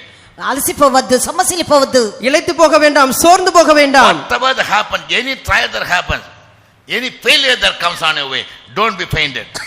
నీ జీవితంలో ఎటువంటి అపజయము ఎటువంటి శోధన వచ్చినను సొమ్మసిల్లిపోవద్దు. உன் ஜீவிதத்திலே எப்படிப்பட்ட தோல்விகள் வந்தாலும் நீ சோர்ந்து போகாதே. When will you faint? ఎప్పుడు నీవు అలసిపోతావు, సొమ్మసిల్లిపోతావు? எப்பொழுது நீ சோர்ந்து போகிறாய்? Genesis 25:29, by hard labor. ప్రయాస పట్ట మూలముగా ఆదికాండము 25:29. ஆதியாகமம் 25:29 பிரயாசப்படுவதன் மூலமாக. Yes. కష్టపడి పని చేయడము అది But don't సమస్యగా చేయను. dispose of your birthright. అయితే నీ జ్యేష్ఠత్వ హక్కును కోల్పోవద్దు. உன் சேஷ்ட புத்திர பாகத்தை நீ இழந்து போகாதே. Intelligence, your birthright. Willpower, birthright. నీ ప్రజ్ఞ, నీ మనోబలము, నీ జ్యేష్ఠత్వ హక్కు ఉన్నది. உன்னுடைய புத்திசாலித்தனம், உன்னுடைய மன வலிமை அது சேஷ்ட புத்திர பாகமாக இருக்கிறது. There are many things in life to be avoided, averted, జీవితంలో మనము rejected, got rid of. నివారించవలసిన, ప్రక్కకు నెట్టివేయవలసిన, త్రోసివేయవలసిన అనేక కార్యాలు కలవు. நம்முடைய ஜீவிதத்தில் தள்ளி வைக்கக்கூடிய, நிராகரிக்கக்கூடிய அநேக காரியங்கள் இருக்கிறது. Don't focus on unwanted things and waste your time and energy. అనవసరమైన విషయాల్లో జోక్యం కలిగించుకొని నీ సమయాన్ని వ్యర్థం చేసుకోవద్దు. அநேக வீணான காரியங்களுக்குள்ள நீ கலந்து கொண்டு உன்னுடைய சமயத்தை வீணாக்காதே. Number 2, రెండో కార్యము, 2, when your prayers are not answered, you'll feel faint. నీ ప్రార్థనలకు జవాబు రాకపోతే సొమ్మసిల్లిపోతావు. உன்னுடைய ஜெபங்களுக்கு பதில் கிடைக்காத பொழுது நீ சோர்ந்து போகிறாய். Luke 18:1. లూకా సువార్త 18వ మొదటి వాక్యము. லூக்கா 18:1 Jesus, men ought to always pray. మనుషుల ఎల్లప్పుడూ ప్రార్థన చేయవలెను, నిత్యము ప్రార్థన చేయవలెను కోరెను. ஜனங்கள் எப்பொழுது ஜெபிக்க வேண்டும் என்று இயேசு விரும்பினார். Not to faint. విసుగకుండా, సొమ్మసిల్లిపోకుండా ప్రార్థించాలి. சோர்ந்து போகாமல் ஜெபிக்க வேண்டும். ஜோதிப ஜெபிக்க வேண்டும், ஜீவிக்க வேண்டும் இல்ல. பைபிள் ஒழுங்கா வாசி, டெய்லி 10 அதிகாரம் வாசிக்கணும் டெய்லி, என்ன வேலை இருந்தாலும். சோர்ந்து போகாமல் ஜெபியுங்கள். సొమ్మసిల్లక ప్రార్థన చేయండి. சோர்ந்து போகாமல் ஜெபியுங்கள். Jesus said an example. యేసు ప్రభు ఉదాహరణ చెప్పారు. இயேசு ஒரு உதாரணம் சொன்னார். When answer to your prayer delays, you feel fainted. మీ ప్రార్థనలకు జవాబు ఆలస్యమైనప్పుడు మీరు సొమ్మసిల్లిపోవుదురు, విసిగిపోవుదురు. உங்களுடைய ஜெபங்களுக்கு கால தாமதம் ஆகிற பொழுது நீங்கள் சோர்ந்து போக வேண்டாம். In Ephesians chapter 3:13, ఎఫెసీయులకు 3:13 వాక్యము. எபேசியர் 3:13. in trials and tribulations you feel fainted. శోధనలు, పోరాటముల యందు నువ్వు సొమ్మసిల్లిపోవుదువు. சோதனைகள், உபத்திரங்கள் மூலமாக நீ சோர்ந்து போகிறாய். Wherefore it is said that ye faint not at my tribulations. உங்கள் நிமித்தம் நான் அனுபவிக்கிற உபத்திரங்களாலே நீங்கள் சோர்ந்து போகாதிருக்க.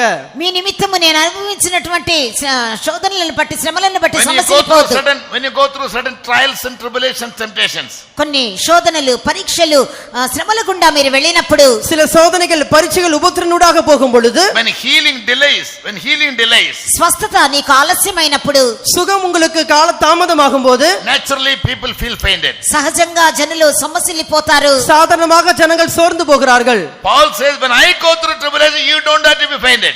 నాకు వచ్చిన శ్రమలను చూసి మీరు అధైర్యపడవద్దని పౌలు చెప్పుచున్నారు. நான் அனுபவித்ததான உபத்திரன் மூலமாக நீங்கள் சோர்ந்து போக வேண்டாம் என்று பரிசுத்த பவுல் சொல்லுகிறார். Fourth one, నాలుగవ కార్యము, 4வது Hebrews 12:3 and 4. హెబ్రీయులకు 12:3-4 వాక్యాలు. எபிரேயர் 12:3-4. When others rebuke you, don't faint. ఇతరులు నిన్ను గద్దించినప్పుడు సొమ్మసిల్లిపోవద్దు. மற்றவர்கள் உன்னை அசட்டை பண்ணும்போது சோர்ந்து போக வேண்டாம். Rebuke, asata இல்ல, reproach இல்ல, reprove, rebuke. గద్దించినప్పుడు மற்றவனை அதட்டும்போது, மற்றவர்கள் உன்னை அதட்டும் போது நீ சோர்ந்து போக வேண்டாம். someday God will rebuke you. కొన్ని సందర్భంలో దేవుడు నిన్ను గద్దించుదురు. சில சந்தர்ப்பத்திலே கர்த்தர் உன்னை அதட்டுவார். Pastors will rebuke you. పాస్టర్లు నిన్ను గద్దించుదురు. பாஸ்டர்மார்கள் உன்னை அதட்டுவார்கள். Bible said don't be fainted. నువ్వు సొమ్మసిల్లిపోవద్దు అని బైబిల్ చెప్పుచున్నది. நீ சோர்ந்து போக வேண்டாம் என்று வேதம் சொல்லுகிறது. Whom God loves, he rebukes. దేవుడు ఎవరిని ప్రేమించునో వారిని గద్దించును. கர்த்தர் யாரை நேசிக்கிறாரோ அவர்களை அதட்டுவார். If I love the believers, I'll rebuke you for your mistakes. నేను విశ్వాసుల్ని ప్రేమించినట్లయితే మీరు చేసిన తప్పిదముల నిమిత్తమే మిమ్మల్ని గద్దించుదును. நான் விசுவாசிக்கிற நேசிக்கிற நபராக இருந்தால் நீங்கள் உங்களுடைய தப்பிதங்களை நான் தண்டிப்பேன். Time is run out. సమయం అయిపోయినది. సమయం முடிந்தது. Summary. సారాంశము, அதனுடைய குறிப்புகள். We are the church of the firstborn. మనము జ్యేష్ఠుల సంఘమై ఉన్నాము. நாம் முதற் பலன்கள் சபையாக இருக்கிறோம். We are the symptoms of God's might, God's power, excellency of dignity and excellency of power. దేవుని శక్తియు దేవుని బలమును దేవుని ఔన్నత్యాతిశయమును బలాతిశయమును మనమే. தேவனுடைய சத்துவமும் தேவனுடைய பலனும் தேவனுடைய மேன்மையும் தேவனுடைய வல்லமையிலே முதன்மையாக இருக்கிறோம். God will give us chances to prove our might, our power, our dignity. మన శక్తిని మన బలమును మన గౌరవాన్ని ఘనతను నిరూపించుకోవడానికి దేవుడు అవకాశములను ఇచ్చుదురు. நம்முடைய சத்துவத்தை நம்முடைய மேன்மையை நம்முடைய பலனை நம்முடைய வல்லமையை நிரூபிக்கும்படிக்கு செய்கிறார். Trials will come. శోధనలు పరీక్షలు వచ్చును. சோதனைகள் வரும். You must have extraordinary faculty మీకు of the virtues. విశేషమైన సద్గుణములు మీరు కలిగి ఉండవలెను. நீங்கள் விசேஷமான நற்குணங்களுடையவர்களாக இருக்க வேண்டும். Use your intelligence ప్రజ్ఞ కలిగిన వారందరూ புத்திசாலித்தனமானவர்கள் to stick to principles of life. జీవితం యొక్క నియమాలకు వారు కట్టుబడి జీవిస్తారు. ஜீவிதனுடைய ஒழுங்குக்கு உட்பட்டவர்கள் ஜீவிப்பார்கள். All your senses must be made subordinate to the rules of the church, the rules of our family, the rules of every individual. నీ ఇంద్రియాలు అన్నీయును నీ కుటుంబం యొక్క సంఘం యొక్క లోకం యొక్క నియమాలన్నిటికీ కట్టుబడి లోబర్చబడి ఉండాలి. உன்னுடைய ஐம்புலங்கள் முழுவதுமாக சபைக்கும் சமுதாயத்திற்கும் குடும்பத்திற்கும் அடிப்படை நிபந்தனை கீழ் கட்டுப்பட்டு இருக்க வேண்டும். Yes, never sell yourself. నిన్ను నీవు ఎన్నడూ అమ్ముకోవద్దు. உன்னை நீயே விற்று போடக்கூடாது. Yes, don't give up your dignity, don't give up your power, don't become weak. నీ శక్తిని నీ బలమును నీ ఔన్నత్యాన్ని నీవు వదులుకోవద్దు, బలహీనుడు కావద్దు. உன்னுடைய பலனையோ உன்னுடைய வல்லமை உன்னுடைய கனத்தை நீ விட்டு விடக்கூடாது. All be on your knees. అందరూ మోకరించదము. எல்லா முழங்கால் படிடலாம். 2 minutes. 2 నిమిషాలు. 2 நிமிடங்கள். Tell God, I am not going to be fainted. ప్రభువా నేను సమస్యలను கர்த்தாவே நான் சோர்ந்து போக I மாட்டேன். will never dispose of my birthright. నా జ్యేష్ఠత్వ హక్కును నేను అభివేసుకొనను. என் சேஷ்டபுத்திர பாகத்தை நான் விற்று போட மாட்டேன். I will be always having willpower. నేను ఎల్లప్పుడూ మనోబలమును కలిగి ఉంటాను. நான் எப்பொழுது மன வலிமையுடனாக இருப்பேன். I will grow in divine wisdom and intelligence. నేను దైవ జ్ఞానమునందును తెలివినందును ఎదుగుతును. நான் தெய்வீக ஞானத்திலேயும்